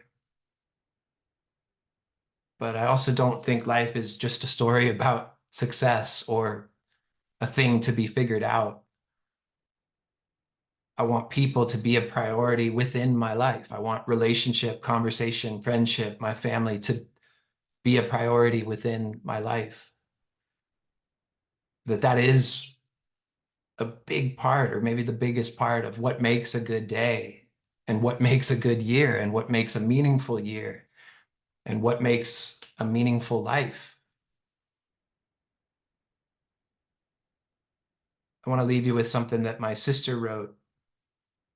She actually wrote this and posted it on Saturday. My youngest sister, Emily, I was preparing, kind of making some notes and ideas of what I wanted to share, what I wanted to say at Begin Again at the first night a few days ago. And I came across my sister's post and I was so moved by it. And without oversharing, my sister Emily has been through a lot. The last few years have been really hard. They've been dark, a lot of change, a lot of grief, a lot of transition. We were afraid for her at times. We were worried about her. And we did our best, but at times we didn't know how to help. We loved her, but we didn't know how to do that in a way that would be received or that would be helpful. And I had noticed that she was doing better. She got a job recently, a good job that she's excited about. I noticed she was more herself. But I want to read you this post that kind of came out of the blue the other day. Had nothing to do with my event, Begin Again. I don't know if maybe she was, I should ask her. I don't know if she was reflecting on the end of the year, but she chose to share these words and I want to share them with you.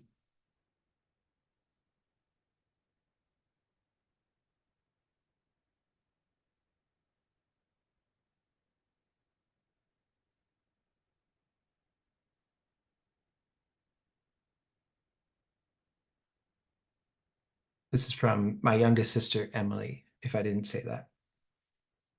So grateful for so much.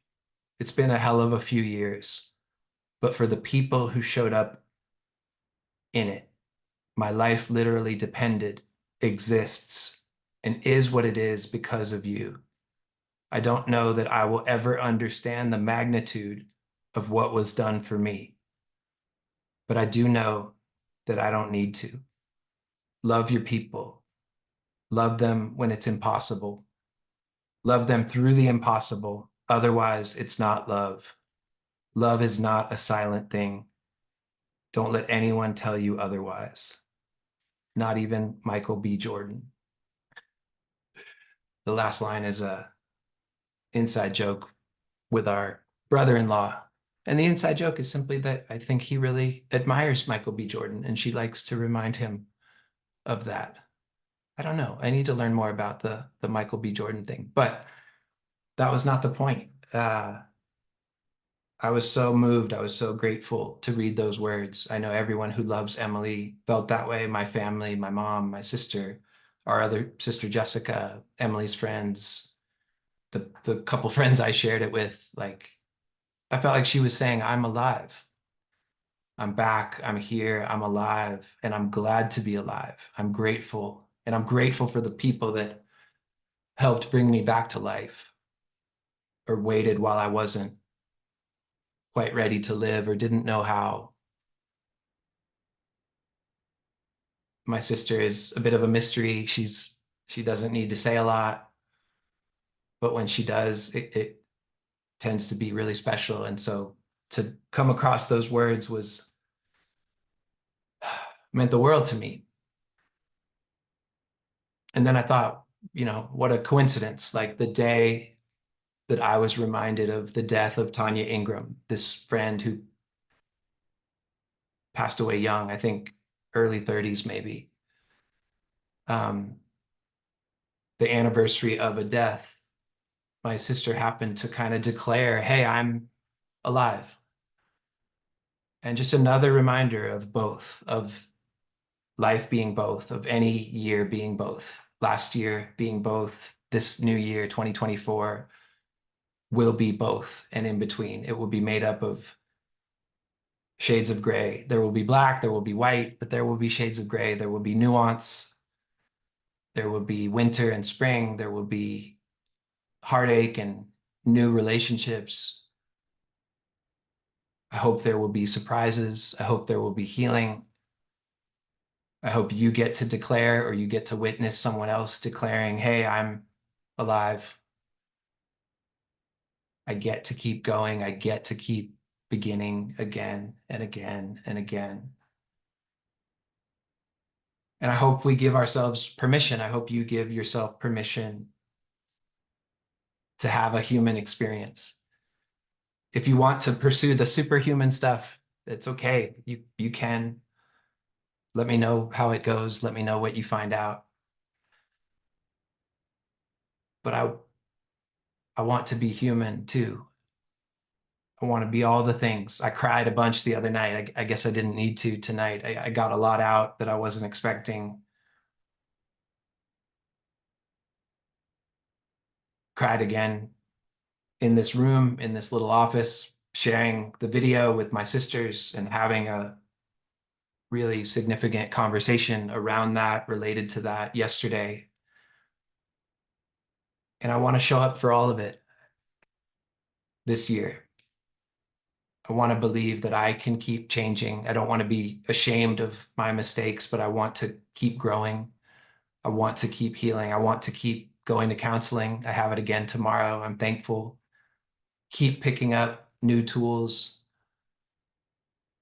that allow me to be a good friend, a good son, a good brother, maybe a good boyfriend someday, maybe a good husband someday, a good dog dad, maybe a good human dad someday. Who knows? And if that sounds good to you, I hope you will embrace it. I hope you will be honest about what you want.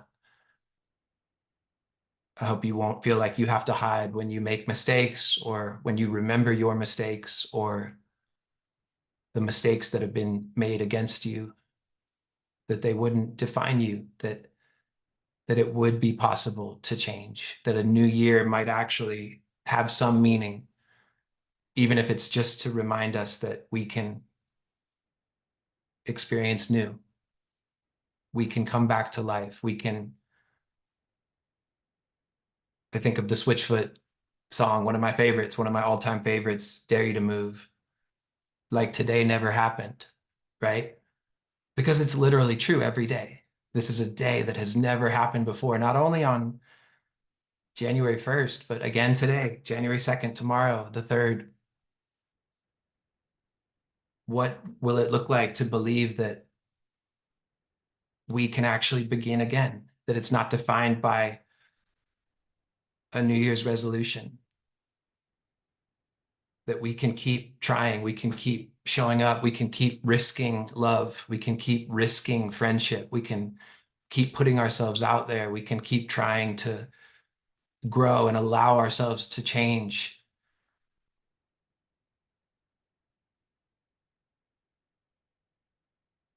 I'll finish with this thought. I wrote this down the other night and didn't get to it.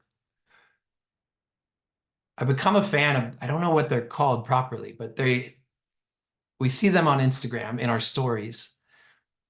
I don't know if it's like a prompt, but right, like a thing where, nine or the places I went in 2023 or December photo dump, but like these templates or these invites to share something in response. And we are pretty in touch with giving social media a bad rap when it comes to, hey, that's just everyone else's highlight reel and it makes us feel shitty and that's everyone else's vacation and relationship and good news. And man, what about the rest? We feel left out or we compare. I understand all that. There's truth to that. But I actually have had a thought recently that I really like those things because as much as, yeah, we need to remember that Instagram is a highlight reel, it can actually be a healthy practice to remember our own highlights. Like I think sometimes we are so in touch with our grief or our pain or our loss, or I am, that I forget that there was good. And so when it's like, hey, where did you go last year? I get to spend a few minutes and look at pictures and realize, oh, I did some cool stuff last year. I went to Las Vegas. I met Brian and Vicky there. Brian's sister Shirley. I saw you two at Sphere, which is might as well be heaven or another planet. I saw Switchfoot at the Wiltern in Los Angeles, the last day of their 20-year anniversary Beautiful Letdown tour. I got to be there. I got to sit with them after and reflect on 20 plus years of friendship, 20 plus years of them as a band. My sister Emily was with us. I get to wake up with that little dog that is probably laying on the couch in the living room. I think sometimes it's healthy for us to remember the good, the highlights, and whatever, if a prompt, if someone giving you the opportunity to post a few photos, like maybe there is something good about looking back at a month. I know some people do maybe you journal daily, right? Like there's something about the practice of gratitude or remembering or just reminding ourselves of the whole picture, especially when things feel dark, especially when we are hurting, we are sad, we are grieving, we feel alone. Like I just had that thought yesterday, like, wait, I actually appreciate the highlight reel because I'm so in touch with the lowlights. I'm so in touch with the things I wish were different that I need to be invited to revisit the good, to remember the good, to celebrate the good. And I want to care. I want, like, when a friend posts their pictures of the week or the month or whatever the prompt might be, I want to take those in. I want to celebrate those. And so I hope I do that this year. It's not about Instagram. It's not whether you participate in that or not, but I want to be aware of the bright moments of the good days because I know there will be a lot of hard days. And I don't know how many good days we get. And so I don't want to take it for granted. And every day I get the chance, and especially the days I really need it in a different way, I want to begin again. I want to keep beginning again and again and again. I want that for my sisters, my parents, my nephews, my friends. I want that for you. I want that for your people. I hope you get to read a post like my sister's at some point. I hope maybe you get to write a post that says, "Hey, I'm still here. I'm still alive. I'm back. I'm back to life." Whether you share that publicly or not, I hope you share it with some other folks, some other people. And not only on the day that you arrive, not only on the day that is cause for celebration, but I hope you will let some people know you in between, in the gray, in the dark, in the grief, in the loneliness, in the longing, in the mistakes, in the remembering mistakes. I hope that we will allow ourselves to be known. I hope we will reach for connection along the way. Because it can't just be about a destination, right? I think about Kyle's mom reaching out to her ex-husband, what I guess technically is a failed marriage, after a lot of pain, after a lot of grief, divorce. It can't just be about the destination, right? I hope that we will show up for the journey, however it might go. I talked about this more the other night, but hope, I like this idea of hope as a commitment to the future. I'm not against hope as a song or a sunset or all the different forms of hope or reminders or ways that we experience hope. But I like maybe better the idea that hope is a commitment not to things that simply feel good. Hope is a commitment to the future, period. Hope is me saying, hey, I'm in no matter what. If my dreams don't come true, if I don't find romantic love, if I don't get to be a husband or a dad, I'm in. I want to keep going. If it's just me and Gracie, I want to show up for every one of those days. Maybe not this enthusiastically as I am in this moment, but I want to say yes to this life.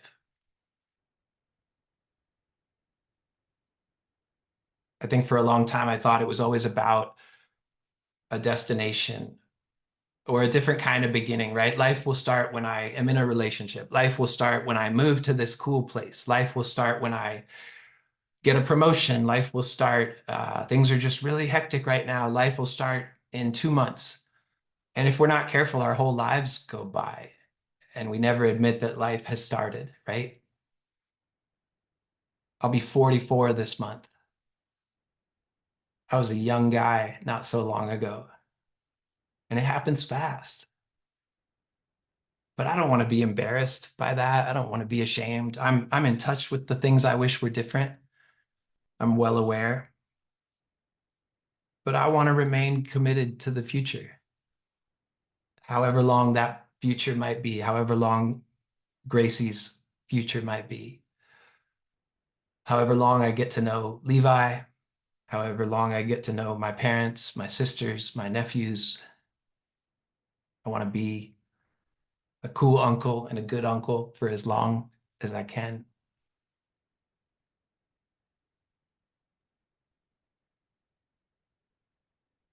I want to keep being willing to begin again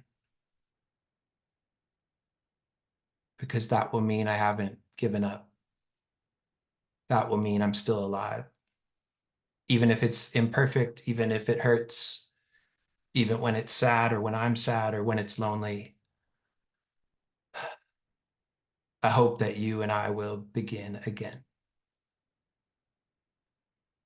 Thank you. Levi. Gracie just started barking. I was gonna say, did she waited until right at the Yeah, very end and we then rehearsed decided it. as soon as I say thank you, you start losing your mind.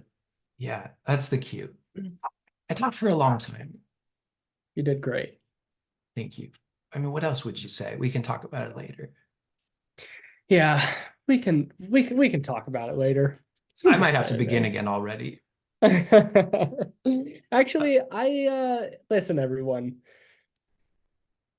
I'm gonna ask Jamie to start over and see how it goes. Like I again, think he can do just better. a different time. I think what is gonna happen right now is we're gonna open up the comment section It's correctly. a ch Correct. it's a webinar chat, Levi. A webinar chat. We're gonna open the chat. We're gonna go ahead and be opening the chat. And those of you who are attendees can just Don't start chattering. reduce. Let's just let this be an us, okay? I will not reduce them to attendees.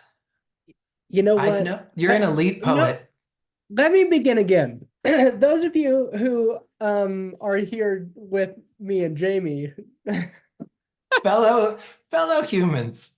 fellow human beings, pardon me.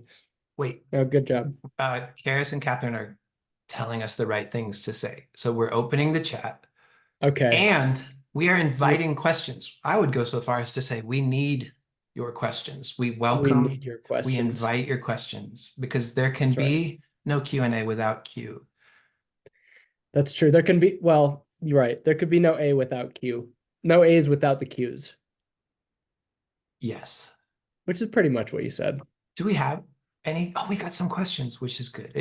It would have been awkward if we had none. It would have been, yes. Oh, and wait, Hello. I like this.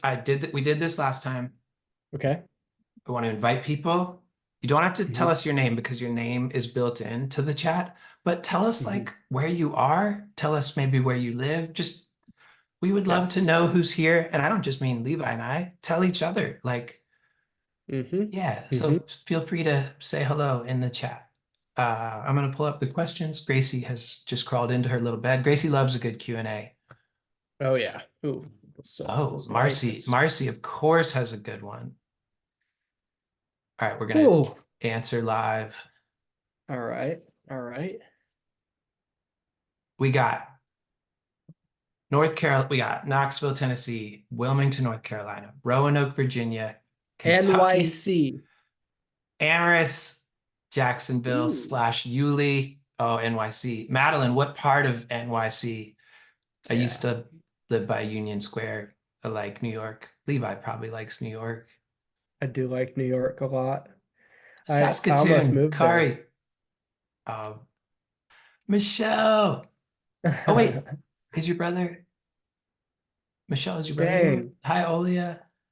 Hi, Kari, Saskatoon. I'm gonna be in Mariah. Lethbridge in a couple of weeks. Oh yeah, Levi, you've had a moth in your room.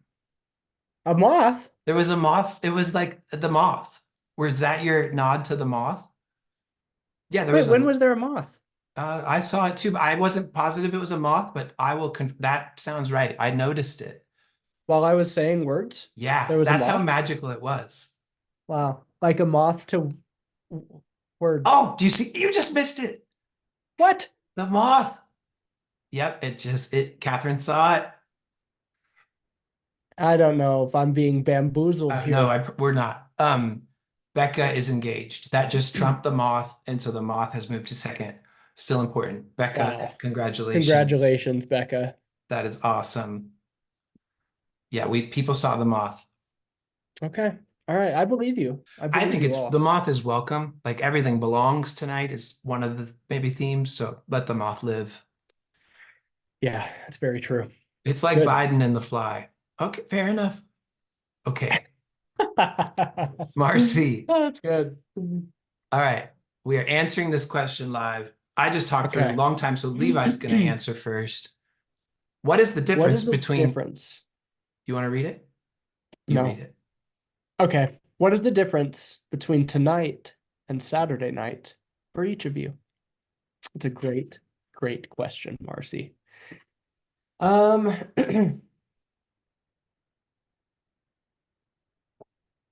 well, I mean, I think personally, it's interesting. Like I mean, even the theme begin again. Like I came into this evening in a different headspace than I came into the original meeting on the 30th.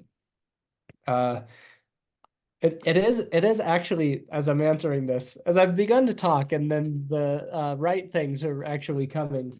It is really interesting thinking that I am a different person than I was 4 days ago because of the nature of what's gone on in the last, however many hours between the two.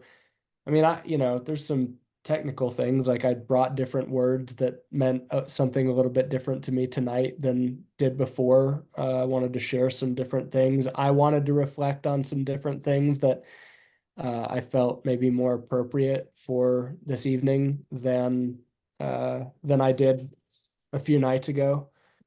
Um, yeah. I do think that there's a personally just like a sense of like I'm grateful to have been able to come back and experience being a participant like this a second time. Uh, we didn't do that with Even Now when Jamie and I did that last event together, and I'm there's a lot of beginning again happening in my life right now, and I think that it's helpful to have the reminders despite the difficult nature of that reality in certain aspects. So, um, hopefully that was a sufficient answer. It's the one I've got. The one I've got. Yeah, that was good. Marcy, that is a great question. And first off, hello, Happy New Year. Thank you for being here. Yeah, I agree with a lot of that. I relate to a lot of that. Levi the Moth. The Moth. You The, saw it again? yeah, everyone will tell you they see it, but we feel good about it. Um, okay. Yeah, relate. Different. I I feel very aware of the life happening outside of these events. Uh, yeah, just the things I'm going through, the my sister Emily being in town and visiting, and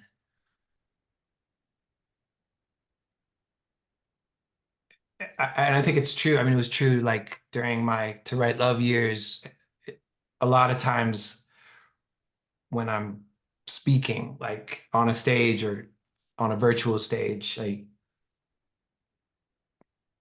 I'm saying things that I need to hear, that I want to remind myself, that I want to believe are true, and not only trying to offer those things to other people, but to it's a privilege, I think, and I imagine Levi would agree, like to whether he's hearing himself or me, like to be around ideas that feel true, that feel good, that feel hopeful, healing, honest, human. I knew the other night, Saturday was really raw for me. It was very emotional. It was very unexpected, and I cried a lot. And I had a hunch I didn't need this to be that. Like even personally, professionally, creatively, like I was super thankful for that. And so I just think I came in like not trying to recreate that. And I got to say some of the same things, and I got to say some different things. And I think I'm thankful for the freedom and the ability to show up curious, like not to show up having it all figured out, but maybe as Levi said, like just yeah, like to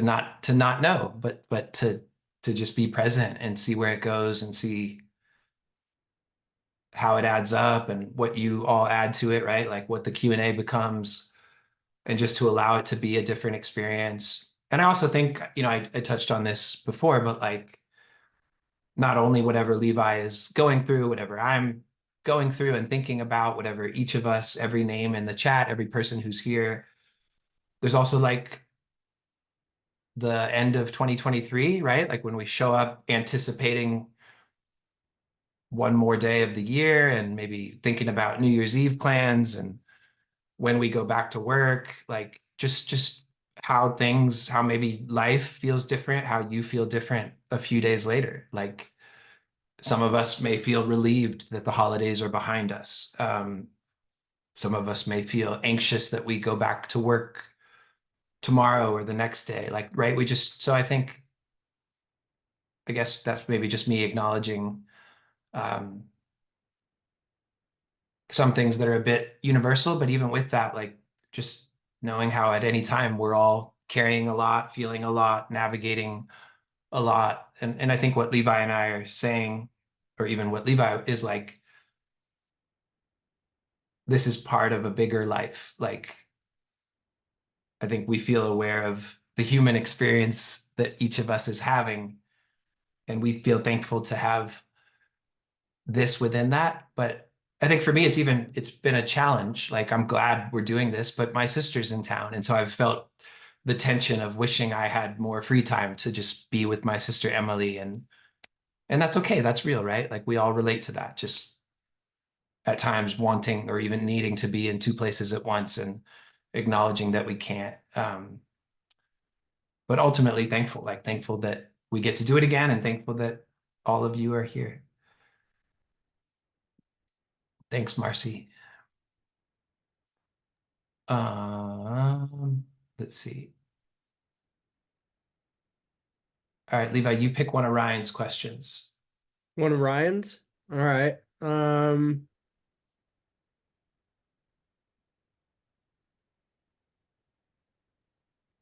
Ooh, they're both good. We can do both, I yeah. want, yeah. I, I just because I think that we will probably touch on the second. I'm going to ask about the resolutions thing because I think that the other one will get answered in another question. So, do y'all have any New Year's resolutions? If not, do you set daily, weekly, or monthly goals? We talked. I'll answer. We talked a little bit.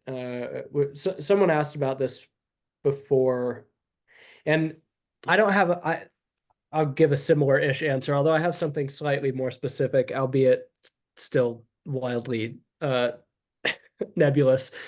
I don't have like a specific list of resolutions. I have things that I know would be healthy for me to engage in. I have practices that I currently engage in that I want to continue to engage in. I want to continue to pursue. Yeah, so to your question about daily stuff, like I want to have a rhythm. Like I think that I do better with that in my life. I uh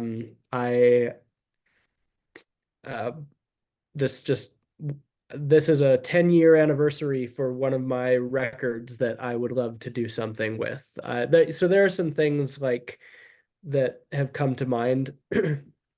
I think the nebulous thing, though it feels very specific to me because I know myself, is I've I would like to I would like to participate in flow more than force. That is what I would say is like a specific intention that I would like to keep in mind. I'm very aware of how I can be um, I can just run my head through all the brick walls that come up and get real tired of everything, including me doing that. And I would really love to move more gently through the world and including the ways in which I treat it and me.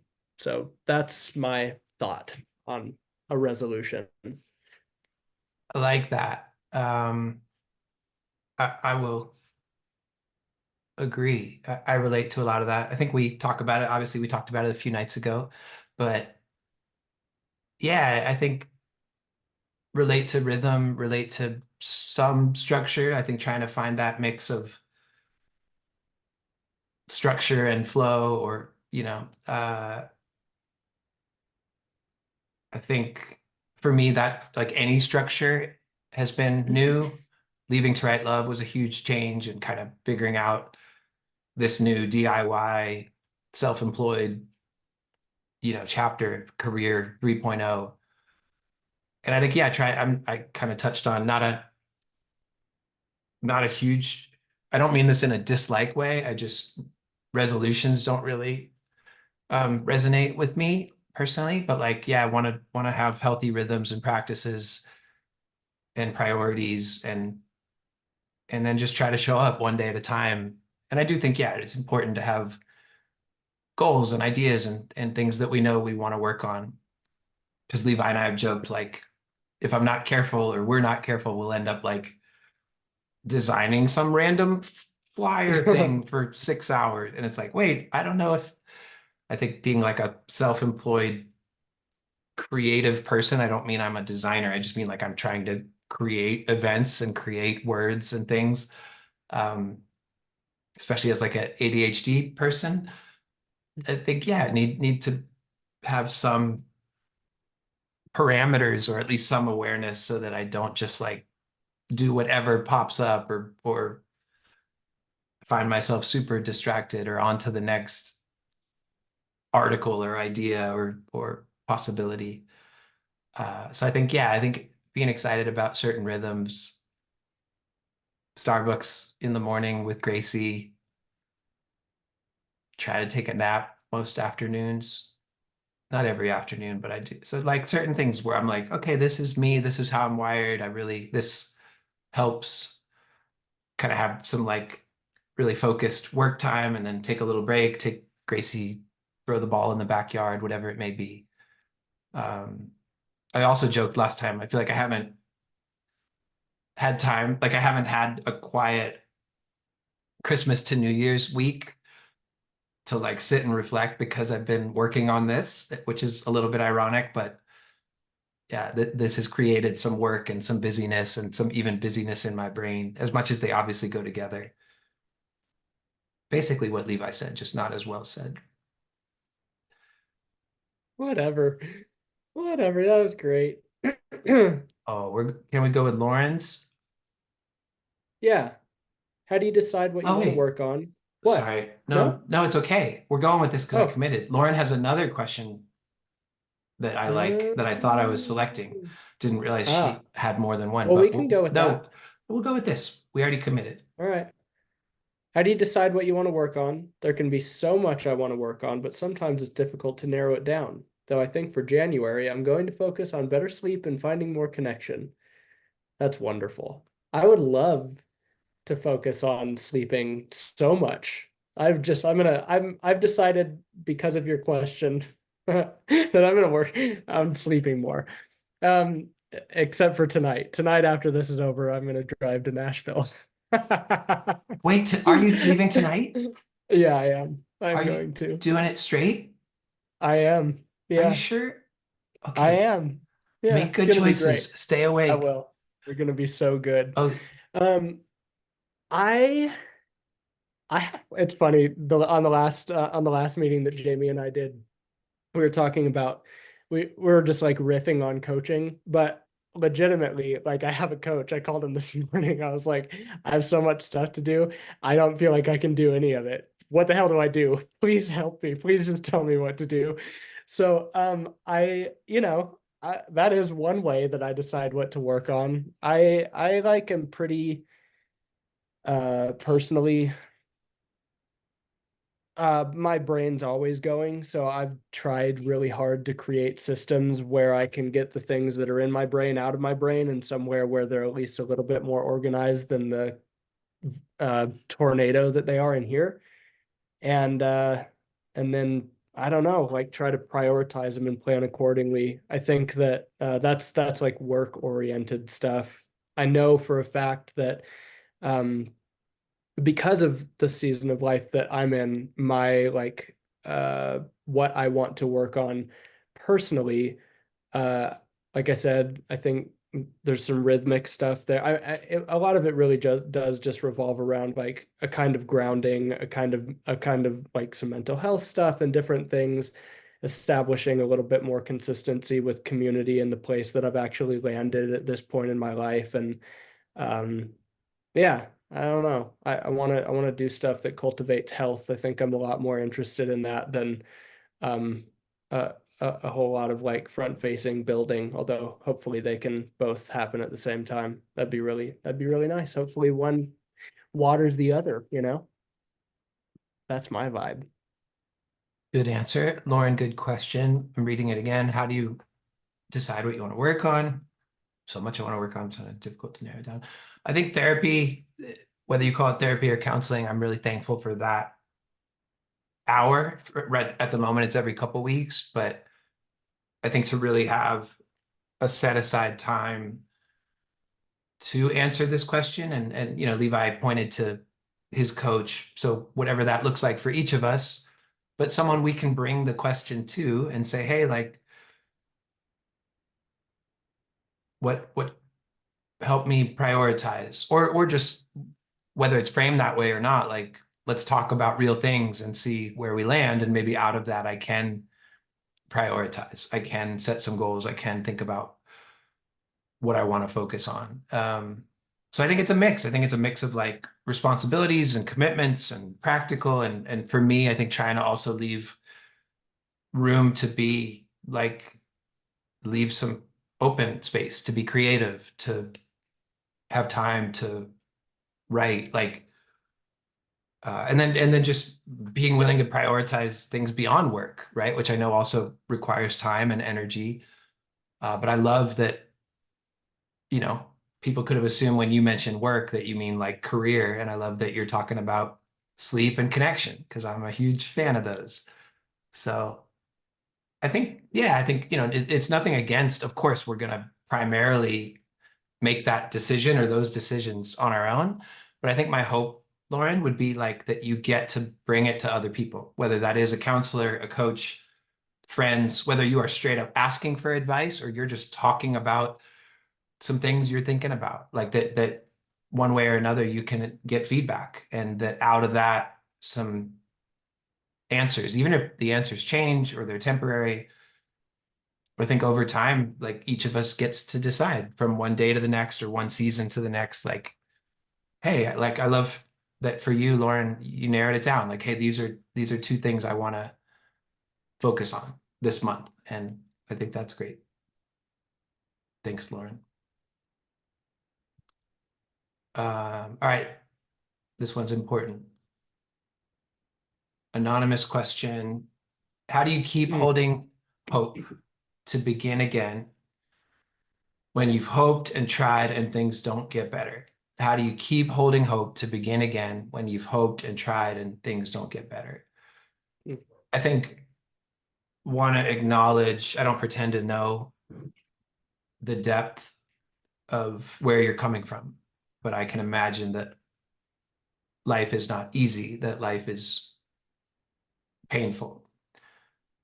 And that this question, right? Like even talking about things not getting better, like I just want to pause and acknowledge that part of it. Um, because it's one thing for me to give an answer that sort of lacks emotion. But if we are living in a place of grief or depression or anxiety, like that is the lens we see the world through. And it's hard to have hope. It's hard to believe that things will or could get better, like when we are sad or we are hurting or we are overwhelmed. Um, but I do like the idea, and some of this I've touched on, like I like the idea of pursuing connection regardless of the getting better. That connection alone is a good thing. Connection alone is a powerful thing. Talked a lot about the Sunday group. Not everyone's life got better over the course of the year. Like not everyone's situation improved, career improved. But I think what we did find was we got to be known, and hopefully on some level we got to be loved or liked or cared about. We got to have connection as part of that month or however many months we chose to participate. And so I've come to believe that, like I like the idea of good things we can choose and pursue that go beyond circumstance. And I think, and you probably know this, a lot of us, we may know this on some level, like um, controlling what's within our control, right? Because when we are struggling, like oftentimes I'm really aware of things I wish were different, things I wish were different in my life, things I wish other people would choose that relate to me or that would help me, things I think are connected to my healing or even like on some level my worth or salvation. Uh, and so I wonder what are the choices you can make on any given day that are healthy, that lead or could lead to healing, that could lead to connection.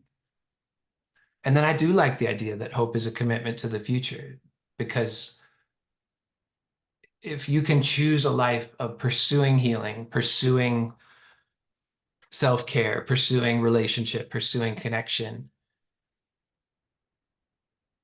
even if some of that struggle lasts for a long time, or even if there's always an element of struggle or pain,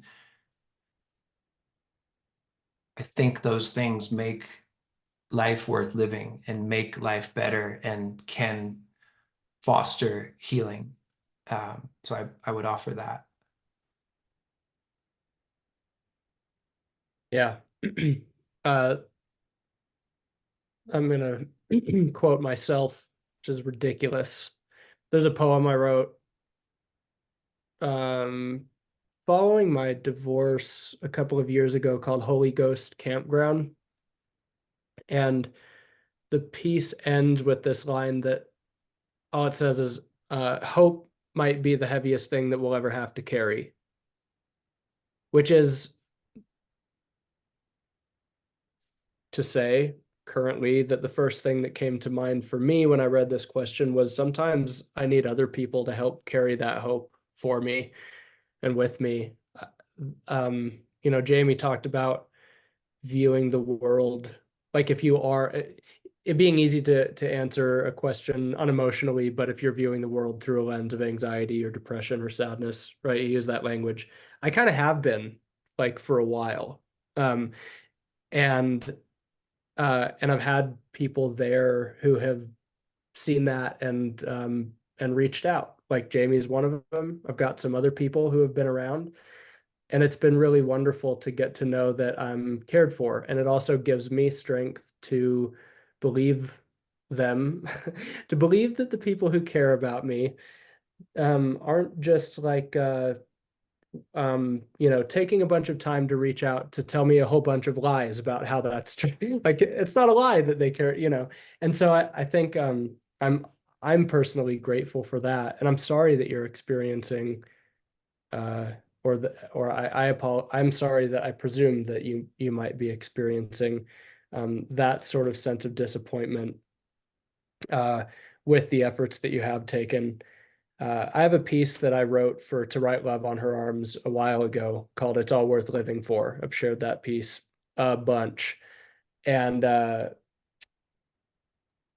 it's about really, really bad cups of coffee. But really, what it's about is just difficult moments in life, difficult seasons in life, difficult years in life. I mean, the old and the older I get, the more I can recognize that in everybody. Like sometimes it's days, sometimes it's longer than days, and then sometimes I've been seeing this thing going around, and maybe it's kind of cliche, but I really like the idea that I don't know, maybe you've seen it as well. It talks about how like there are years that ask questions and there are years that answer. Um, I really somebody in the last call that we did on the 30th said to look for the glimmers.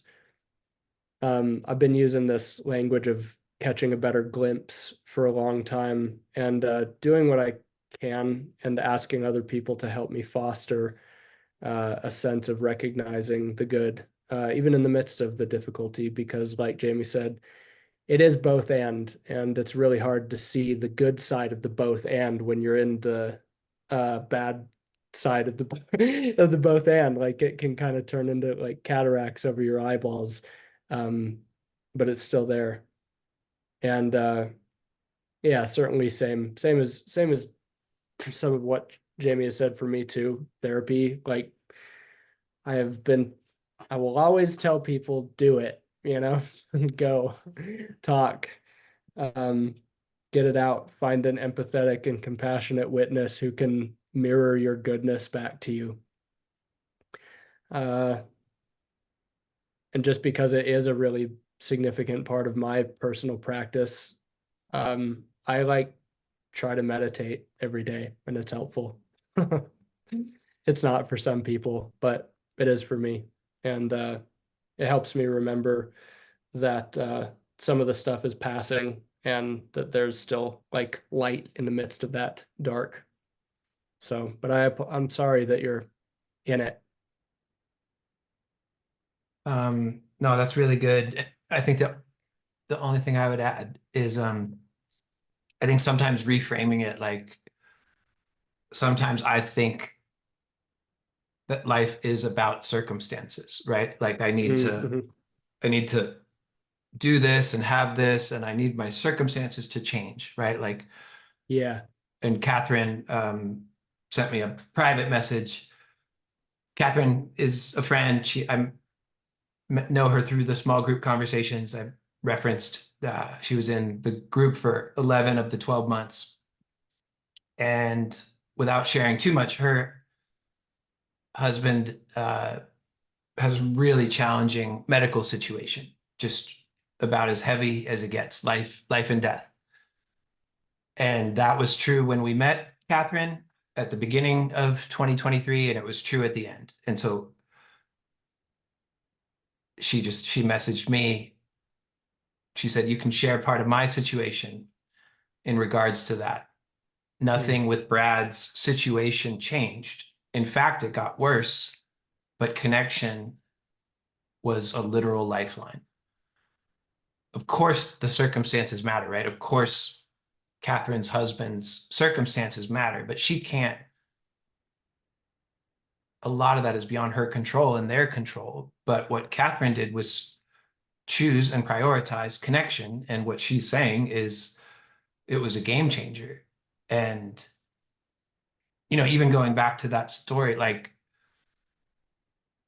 we lose people, right? Like death is part of life. It's really hard. It's hard to get our heads around. Like grief is so hard, if not impossible. And I'm not trying, it's not meant to be like a hippie, like nothing matters, money, like I understand like practical things matter. But I think for me, prioritizing not only connection, but like things that will be good for my mental health. So everything from counseling to antidepressant, but also going further down the list to relationship, friendship, self-care, right? Like whatever that may mean to each of us, that even when our circumstances don't change, we can try to choose things that will be life-giving and that there might be meaning and even comfort there. We're going back to Lauren because I like this one. Also, Jamie, how do you handle your singleness when it feels like you are surrounded by couples, like at holidays, various celebrations, etc.? This has been tough lately. Lauren, good question. I know you're asking me. I also know that a lot of people can relate to this. I led a couple holiday themed groups for people who, whether it's in general or specific to the ones we're coming out of, where the holidays are hard. Right? If you are single, if you are grieving a relationship, it makes sense that the holidays may be hard or extra hard. And one of the things I talked about was like making the holidays smaller. And it's tricky because there's kind of a pros and cons, right? Like if you get invited to something, like I'm not an advocate for just flat out saying no to everything, because I think also that can be isolating, that can be dangerous in a different way. But if you're really struggling, even specifically through the holidays, if it's hard to be around couples, like my honest answer is I'm not around couples.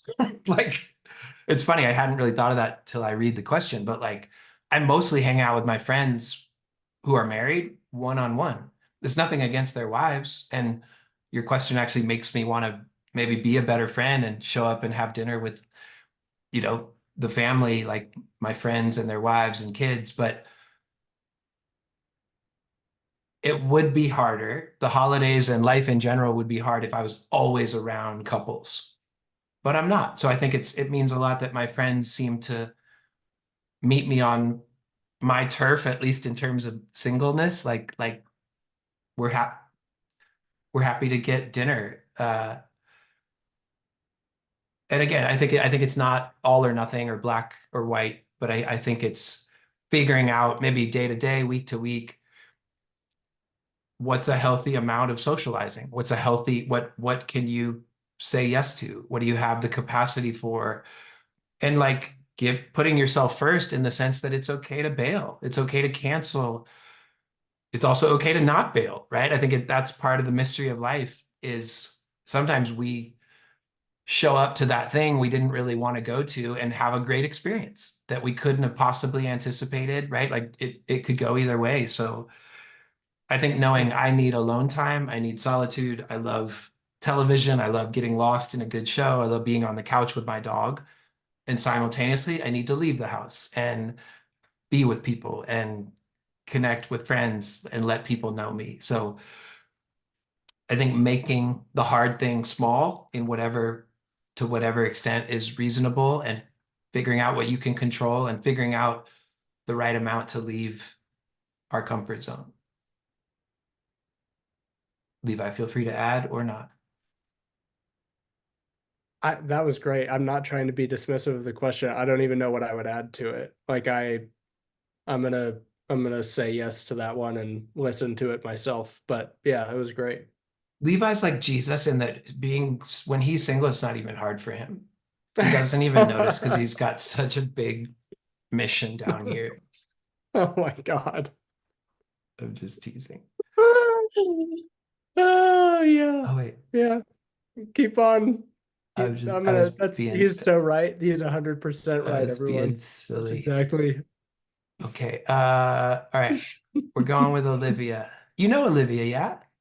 I do know Olivia. I'll read her question if that's Go for it. cool. Her Yeah. question. I'm in a season where I'm about to begin again by graduating with a master's degree and moving in with my partner to Middle Tennessee. I'm unsure if I want to pursue therapy as a career or focus more on other creative endeavors. How do you know when it is time to switch gears career-wise, especially at the finish line, or if you need to give it more time? Oh boy, oh boy. First of all, I didn't know that you were that far into your schooling, or if I did, I didn't remember. So congratulations on what you've done so far, and I really mean that, regardless of the big questions around where you want to go with it from here, because it's no small thing. Um, it's really the switching gears thing has been really interesting for me over the last couple of years. Um, Anybody who's followed my creative journey, like I started in '09. I based Oh wait. Levi froze. Oh no. 19, Oh thought I wait. was gonna get back Levi, at it. Then I've toured for a while and it's been like a oh, am I gone? Did I you come just back? froze for Oh we no. lost you for like 10 seconds. 5 seconds? I have no idea. We lost you Okay. for Am I am you're I back okay. right now? Yeah. Okay, great. All I was getting at was my personal career trajectory has gone all over the place, in and out of thinking it was done, starting things back up, switching things around. Um,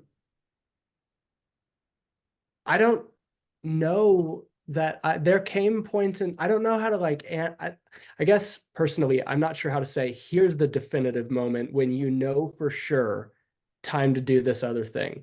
I do think that those moments happen like at certain points in times I've made pivots because of that. Um I I also don't necessarily think that like a more career oriented goal in one direction means that other things that you love and enjoy have to completely like be absent from your life because of that. But I don't know. I mean, I'll be interested in what Jamie's answer is because he and I have both talked about this. I mean, he even tonight he talked about career transitions out of To Write Love on Her Arms. I had career transitions after certain other parts of my life ended, wherein I had to take on different things or pass different things to other people or get rid of those things altogether. And I've also tried to pay attention to where my joy was coming from. Jamie and I have a good mutual friend who even just recently talked about he was posting some stuff about like joy as a good metric for like what to pay attention to. And I really like that. You know, one of the reasons that I said yes to Jamie and doing this event is because it brings me joy to get to participate in sharing what I hope can be hope for other people's lives. One of the reasons that I started to do creative coaching and writing work and inner work through writing was because it brings me joy to get to watch other people's faces light up and light bulbs go on above their head, and to think, oh my God, I can't believe that I have the honor of getting to participate in that kind of thing with someone. I don't know if you have that sense around, and I understand that just because something brings you joy doesn't mean that it should be your career. Like I'm aware of that, and I'm aware of the privilege that it's been to get to do poetry in like that's a miracle. But I do think that uh paying some kind of mind to what lights you up might be a cool thing to notice at the very least. I've tried to do that more as things keep on shifting in my own life.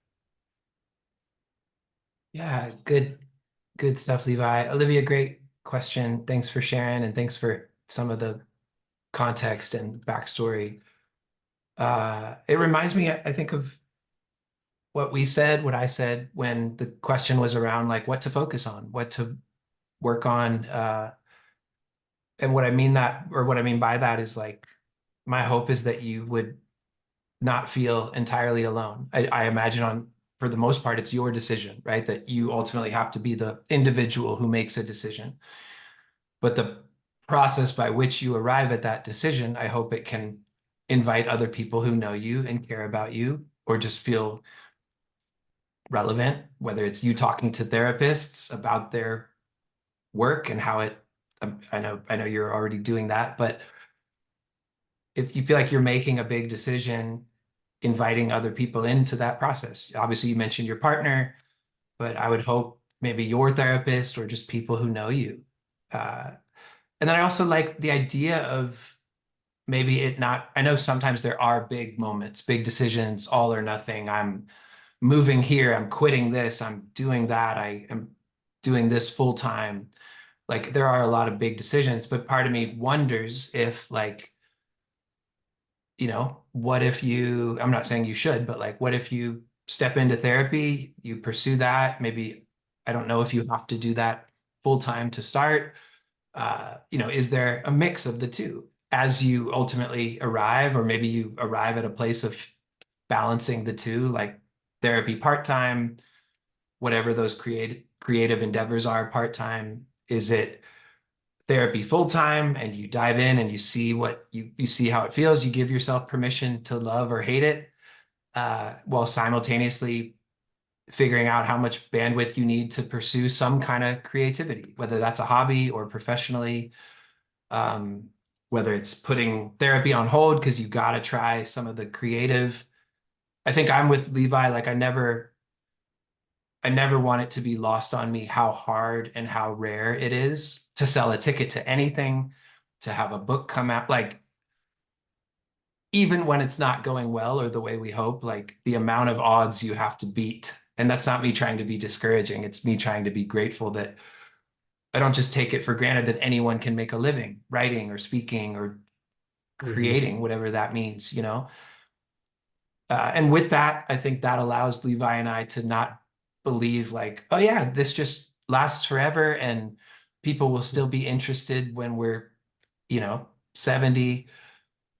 I deal with that already. Like I'm not as in demand as I was when I was the 30-year-old founder of the mental health organization and on the news and winning awards. Like I was getting a lot more opportunities to speak and there were a lot more people interested. And I think Levi and I'm not saying Levi and I are in the same place, but I think we can relate to when it's not that obvious, when it's not like going great and you feel like, man, dude, there's a cost to this. Like I have to keep inventing and reinventing. Would I be better off just getting a different job where I put my creativity I trade my creativity for security? So anyway, I don't want to ramble, but my hope is you can invite other people into that process. I'm definitely in a season of trying things, tonight being one of them. I got to try stuff. I did a workshop that went well. People signed up. It was profitable. I enjoyed it. I felt good about it. And then I did another one that two people signed up and I had to cancel. I'm just in a season of holding things loosely, letting go of perfection, trying to be practical, but trying to be creative. And then Levi, Levi and I were talking the other day, like I'm thankful that he and I relate, even not only personally, but professionally. And when I'm struggling with something or vice versa, I can talk to a friend who gets it. Um, and I love the idea, like, if you love, and Levi knows you better, I don't know you. Um, I hope that whether it's professional or not, whether it's 40 hours a week or 4 hours a week or a month, that you allow yourself to love what you love and be a like that creativity piece of you will always be there. It's funny, like, and maybe a lot of kids, not only boys, but girls, like, I used to want to be a professional surfer and I wanted to play in the NBA. And over time, pretty quickly, I had to come to terms with, like, oh, I'm not going to be a professional surfer. I'm not going to play in the NBA, but I'm 43 and I still love those things. I still love surfing. I still love basketball. I just had to realize I could love it without it being a career. And I'm not saying that's where you are, Olivia. I'm just saying I hope you give yourself permission to love it, whether you, regardless of what pursuing it or not professionally looks like. And thanks for even thinking about becoming a therapist. We got other therapists here tonight. I mean, you guys are, I realize you're very human, but you're also like superheroes to me, which I guess is part of what makes superheroes. That is part of what's special, right, Levi? That they are It human. is.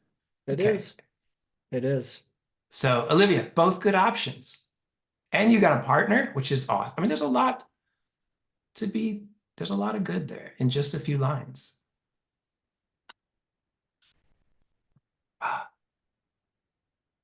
Wait, Olivia, are you hella good at therapy or writing or both? Also, I want to be a person who says hella. I feel like Levi says hella, and I don't think I need to, maybe Definitely I'm gonna try it, this year to be a hella person. you should. Olivia, I think, is still. Are you in the Midwest? Because I feel like Hella was a California mostly. Hella is like West Coast, and it's moved its way across the United States. And I sort of feel like now it's made its way to Florida, where Jamie can say it. I have on a West Coast rock and See, roll sweatshirt. you know what, Jamie? That's hella cool. Hella cool. Um, Olivia's partner's from Florida. Does your Oh, partner say hella, Olivia? That will be the real uh-huh. question. I like chaotic slang, Olia. Yeah, chaotic slang is good. That's like a book title or anything. That's like a Substack, that's a workshop. I'm into it. Band name, Oh yeah. Oh chaotic. yeah. I want a chaotic slang shirt. Well, now we know what Jamie's making for the merch for this thing, No, I can't. That's huh? Olia's idea. Okay. Olivia, great question. Um, okay. Oh, Kari, I'm curious what Levi has, and I'm curious what I have. All right. Ooh. Kari asked, my church has been focusing on the waiting of Advent over the past month. How do you think you have been actively waiting within the hard seasons? Mm. Levi, you can go first or you can go second. Are you making us actively wait for your decision? No, but that's amazing.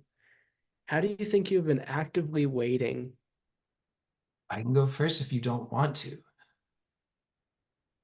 If you've got something, then riff on it. I don't have a All right. completed thought yet. Kari, I don't know if it's going to be helpful, but I think I have an honest thought. I think, first off, good question.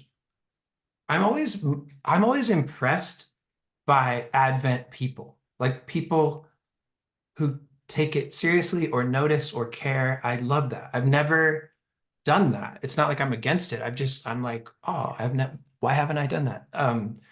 So Jamie, first to off, interject, oh, sorry, just because somebody asked in the a couple people asked in the thing just what the Advent oh, no, explain the Advent. I don't know. You're going to explain the Advent. Okay. So Advent is like it's a season of time on the church calendar, which it becomes a part of the whole calendar.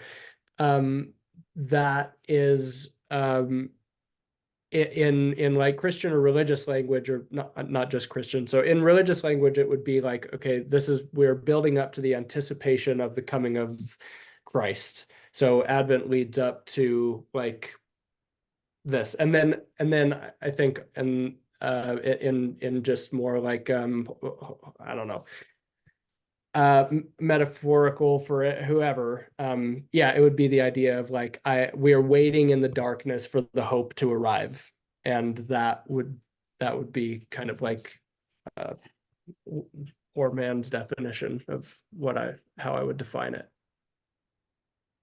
Um, First off, thank you, Levi. Kari, good question. I think my thought, this is not like a constructed answer, but I think I referenced this earlier. I used to do a lot of waiting. I used to do a lot of life will start when. And this may be a little different, but maybe it also relates. You can decide. Life will start when I have a girlfriend. Life will start when I make this much money. Life will start when I own a home. Life will start when I get a book deal. And then all of a sudden, I guess I've just through therapy, I don't know, I don't even know exactly why, but I've let go of, I'm aware that life has started. And within that, I want to acknowledge there must be times that I'm waiting, but I think I want to do that in a way that I'm aware of and careful and honest about. I feel like I do a lot less waiting. And because I was really good at false hope, I was really good at fantasy in the sense of, oh, I mean, literally from like junior high on, like loving different girls and later women, like if they would just love me, life would begin. Like waiting for things that weren't good to wait for because ultimately they didn't happen and they weren't gonna. And so I think I'm just trying to show up every day. Like I'm trying to focus on what's within my control. And maybe how this relates, hopefully, is like, hopefully, if there is waiting for me to do, I can still live my life in the process. Like I don't have to wait to know Levi or to be known by Levi, regardless of what else I'm waiting on in my life. So I never want to put my whole life on hold or even most of it. Of course, there's times we wait for test results, we wait for news, we wait for a decision. Did I get accepted? Did I get the job? The relationships on the rocks. This person is deciding, like I understand waiting. Or man, I hope I'm trying something and I'm not sure if it's going to work and I have to wait to see it through. But I think I'm a lot more focused on being present and avoiding false hope and seeking out some of the things I've talked about. Connect. I don't have to wait on connection. As I say that, I realize that's not always true because sometimes if you are lonely or if it feels like there is a lack of connection, it may take time to find that, right? To find those sources. But ultimately, I want to focus on what's within my control and believe that I have power and agency and choices every day, even when life doesn't look the way I hoped it would. And I think shortest version is like just trying to get away from life will start when. And Kari, to be clear, I'm not saying you're saying life will start when. I'm just saying I was really prone to that and did a lot of waiting and more. I did a lot of wasting time. Um, and now I'm trying to be creative and believe that I can make choices and really just try to like, I don't know, grateful is such a loaded, but like maybe on some level, like be grateful for what I don't have to wait for. So Levi. No, that's so good. That's an entirely different direction than I was. I mean, but I love it because I know myself. So I mean, I think the Advent thing is like maybe throwing me a little bit because I'm thinking about it in terms of like, I understand the importance of like my I understand the importance of a season like that wherein things are cloudy and you don't have all of the answers that you do want. And so then you're waiting for that you're waiting, you're hoping, you long for that clarity to come. I think part of what I seek to do more and more in those kinds of circumstances does have to do with recognizing what Jamie articulates as the here and now, which involves both me um, actively choosing to participate in the ways that I know how to, and also learning whatever lessons might be appropriate for me to learn from that darkness. Because I do think that um, quote unquote negatives have things to teach us, and I really like the metaphor of the light coming out of the darkness. I do think that there's something that's very real about that. But I too, in listening to Jamie, can be wildly stagnant, or I can procrastinate some time away that I'm also not being asked to in a season like that, because everything isn't completely put together, and therefore I don't feel like I can move forward until it is. And it's like, well, okay, but the older I get, the more the more I recognize, like, what did I even, like, nothing is completely put together. That was the whole, I mean, in some ways that was such a huge part of Jamie's presentation that has really stood out to me over the last couple of nights of doing this with him, which is that it is always the both and to speak maybe specifically to your circumstance and your and your tradition. Something that a good friend of mine shared with me that I think pairs well with what we're talking about here is, like, the cross is a thing that's the shape of tension. It's the holding together of all kinds of different things.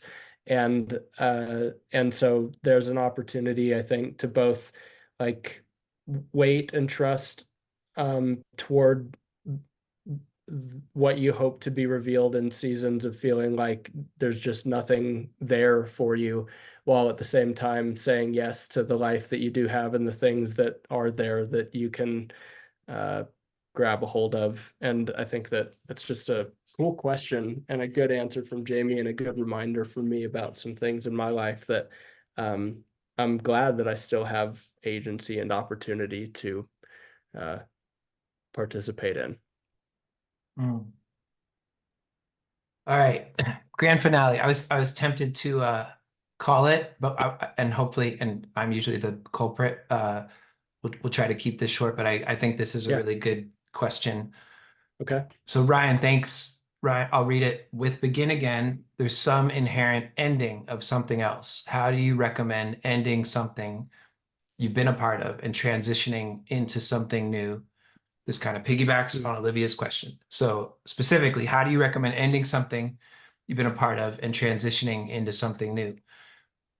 Maybe first thought is like, man, if it's significant, like if it's a significant ending, and this is not meant to be a non-answer, because I will give you an answer, but you deserve an answer that is hours long. Like you deserve, like I think about the process of me leaving to write love. And I realize not every big ending, we don't always get a long runway, right? We don't always get the exit ramp or the amount of, right? Sometimes we have to make a decision that's really hard or really heavy or awful in 1 minute.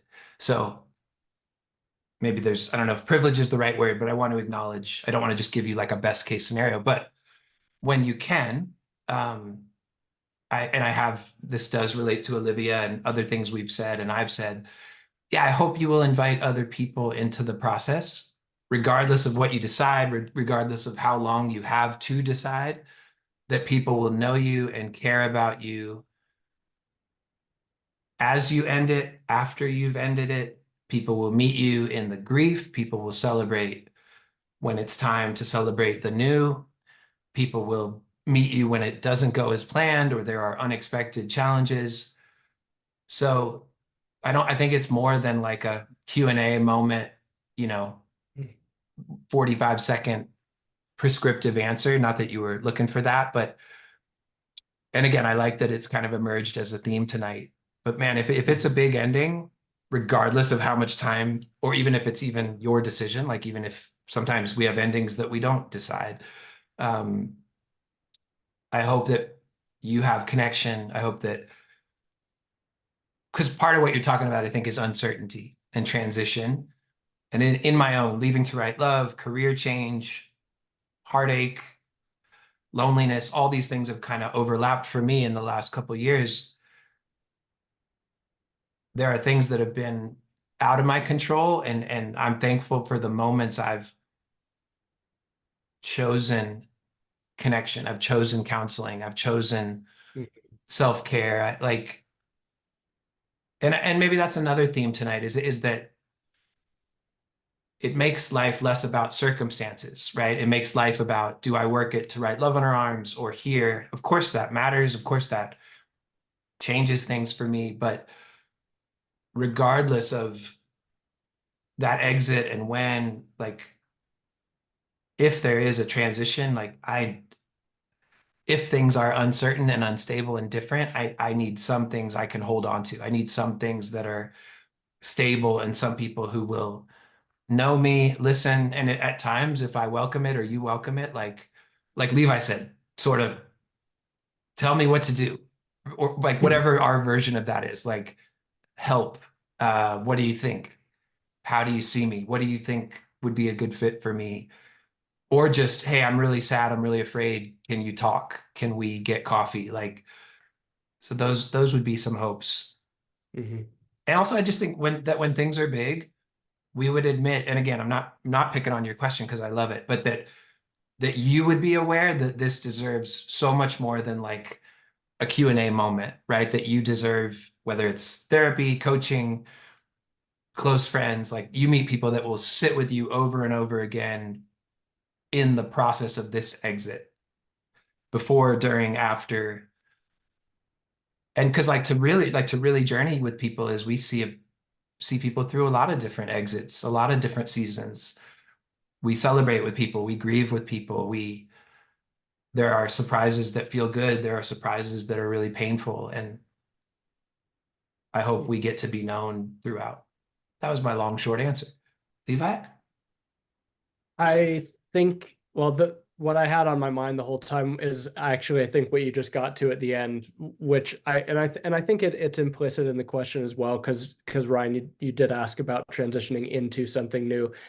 I was just all I was gonna add or say was like, yeah, and whoever those people are, like, don't just have somebody that walks you up to the decision, but through it, and helps kind of carry like that. If it's possible, it would be wonderful if that person, and this is where Jamie answered it already in the end, which was like to the decision, and then through the other side of it, because there is a, the decision is one thing, and then integrating I mean, not that the consequences are necessarily even bad, but there's a consequence to everything that you decide, and integrating what those are as change happens, and what that process is going to be like on the other side is like something that you also can't foresee. And I've definitely had friends, both personally and professionally, who have helped me, yeah, like step up to the plate when something's got to adjust, and then also be there through through second guessing, through excitement, through whatever ends up coming up in the process of like actually following through with those kinds of decisions as well. So yeah, partnership in some way or another. All right, I'm going to tell a fun, quick name drop story. Catherine loves to pick on me for name drop stories. My response is, I'm not going to not tell a story about a friend because it could be deemed a name drop. I I mean, think, you don't have to talk about me that way. uh,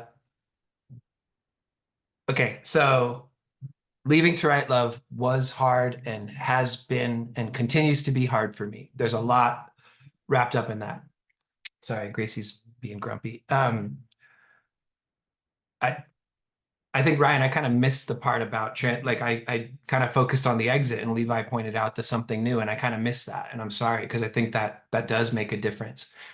I've spent a lot of the last 2+ years more focused on the last thing, like my regret, my mistakes, my hurt, looking back instead of being present or looking ahead. And so I love that you mentioned something new because I in theory have transitioned into something new, but haven't totally allowed myself to transition into something new.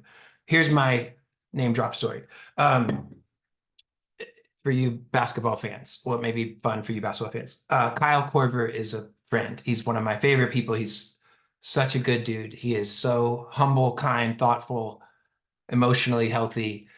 Also one of the best shooters of a basketball of all time, which is fun. Like one of the best. I think he's fifth or sixth all time for three-pointers made in NBA history. So, and he's in the conversation for like the best shooter of all time because he wasn't the best athlete or the most talented scorer. He was like a shooter. That was his job, was to shoot threes. Had a long career and he retired a couple seasons ago. So I knew him for maybe his last 5 seasons, 5, 6 seasons. Actually, no, as I think more, maybe like last 8, 9, 10 seasons, or I don't know, let's call it 8 seasons and move on. I got to know him while he was playing.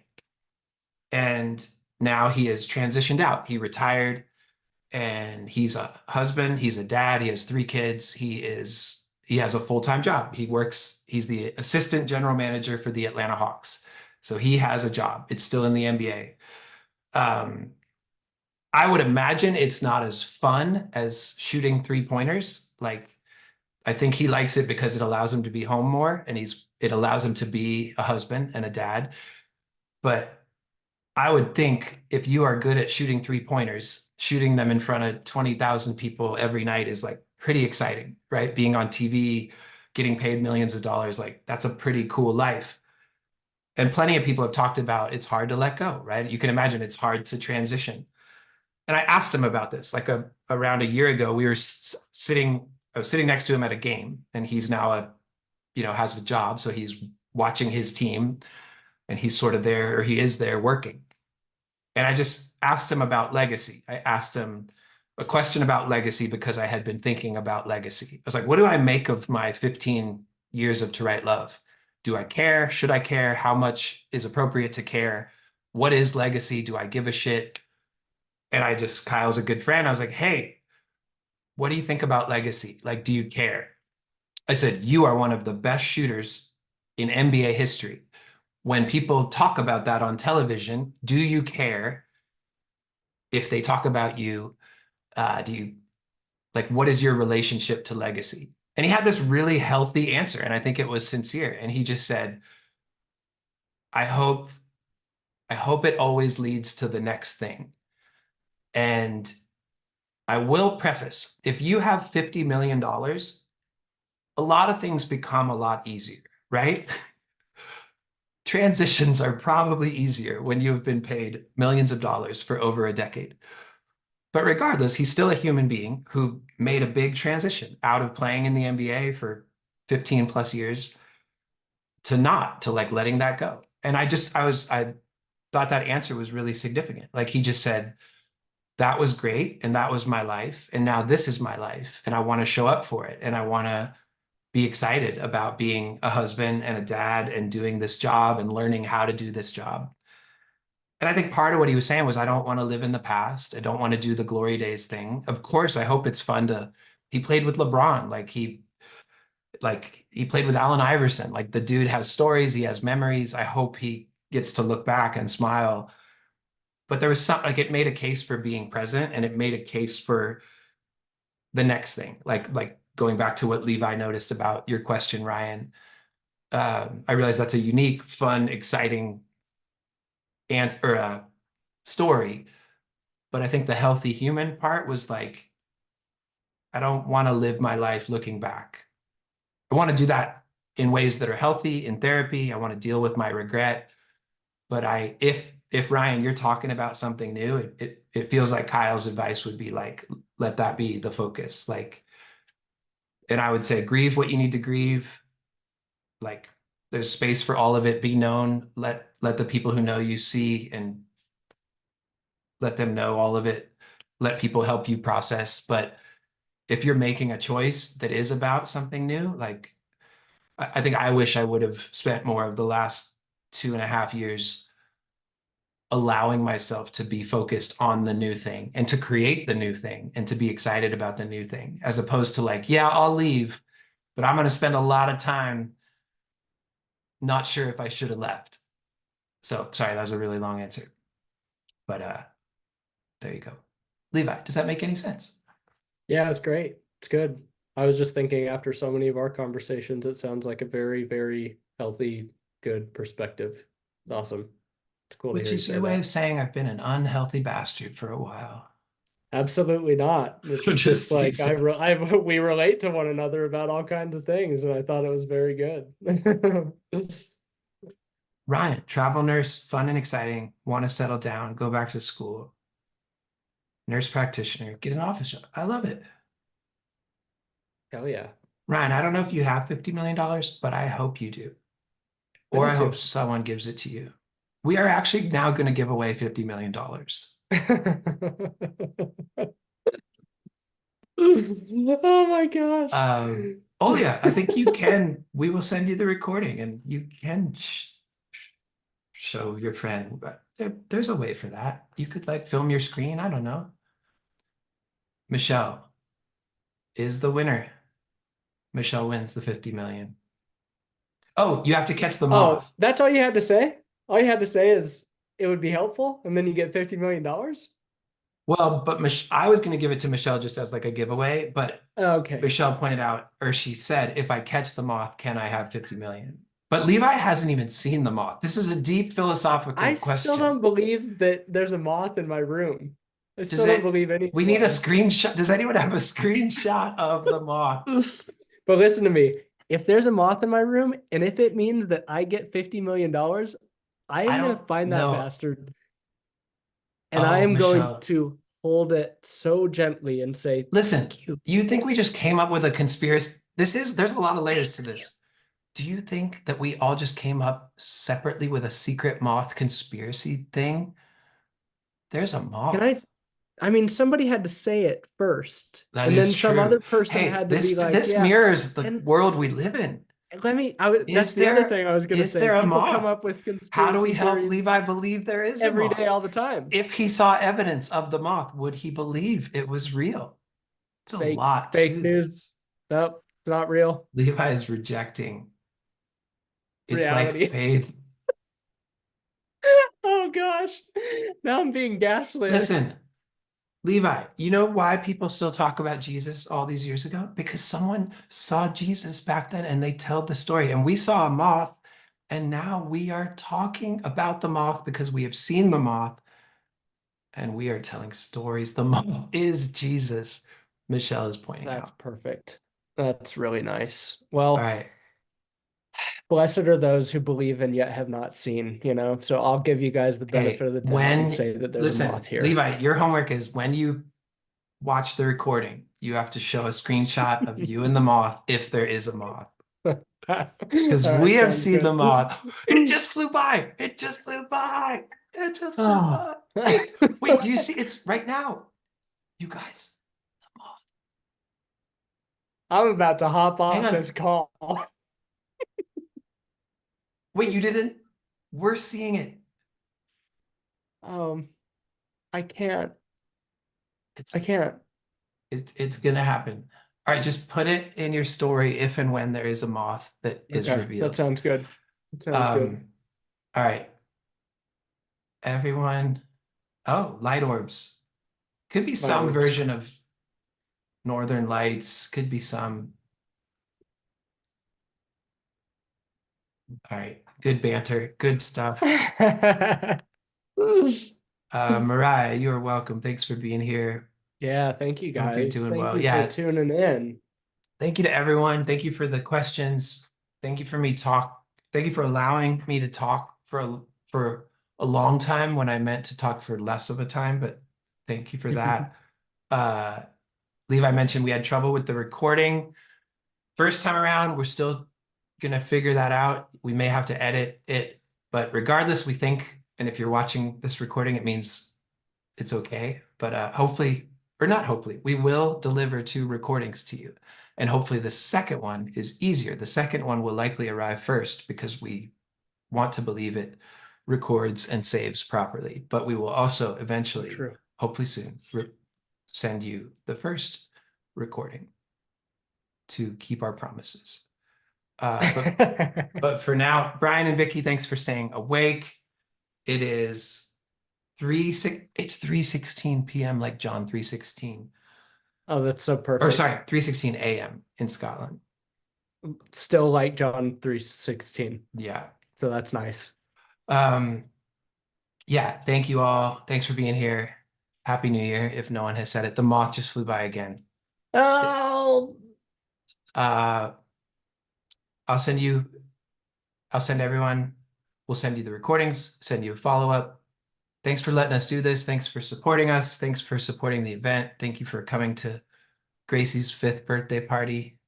You oh missed yeah. Frank. Frank was being very cute on the bed, I admiring know. Levi I know. and We'll just have to laying do it there. again. This is how we know we have to do it again. Oh, Frank's got to somebody name come. the moth. Whoever wants to name the moth in the chat, go for it. Frank Jr. Frank Jr. There you go. Jesus Jesus Christ. Cristo. Oh my goodness. I think we Matthew. Mothview is good. Matthew. Dude, That's the like one. Mothview, that is Matthew fun. wins. Yeah, Catherine gets $5 million. Oh, Congratulations. 50. Catherine gets 50 50. million. Mothview's Okay. really solid. Frankie, Uh-huh. if you guys, some people could call it Frank. There may be more than one moth. Levi, That's true. do you see? Did you see that?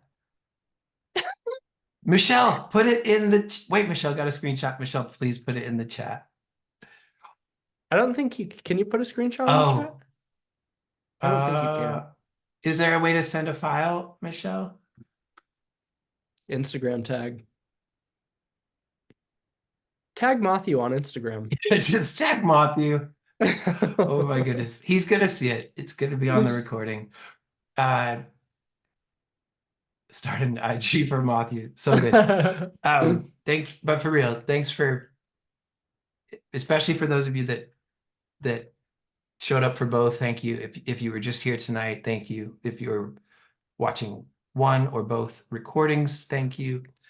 We're really grateful. We don't take this for granted, and it means a lot. And love this last bit, the Q&A, when it becomes more interactive and fun and we get to hear from you. So Yeah, thank you for thank you that as guys. well. Thanks for the great questions, and hope that yeah, I hope this year that has just begun can be a good one. Um, I know that it'll be a mixed bag, but I hope that I hope good things for each of you and for Levi and myself. So Happy New Year, everyone. Happy New Year. Yeah, genuinely. Good night.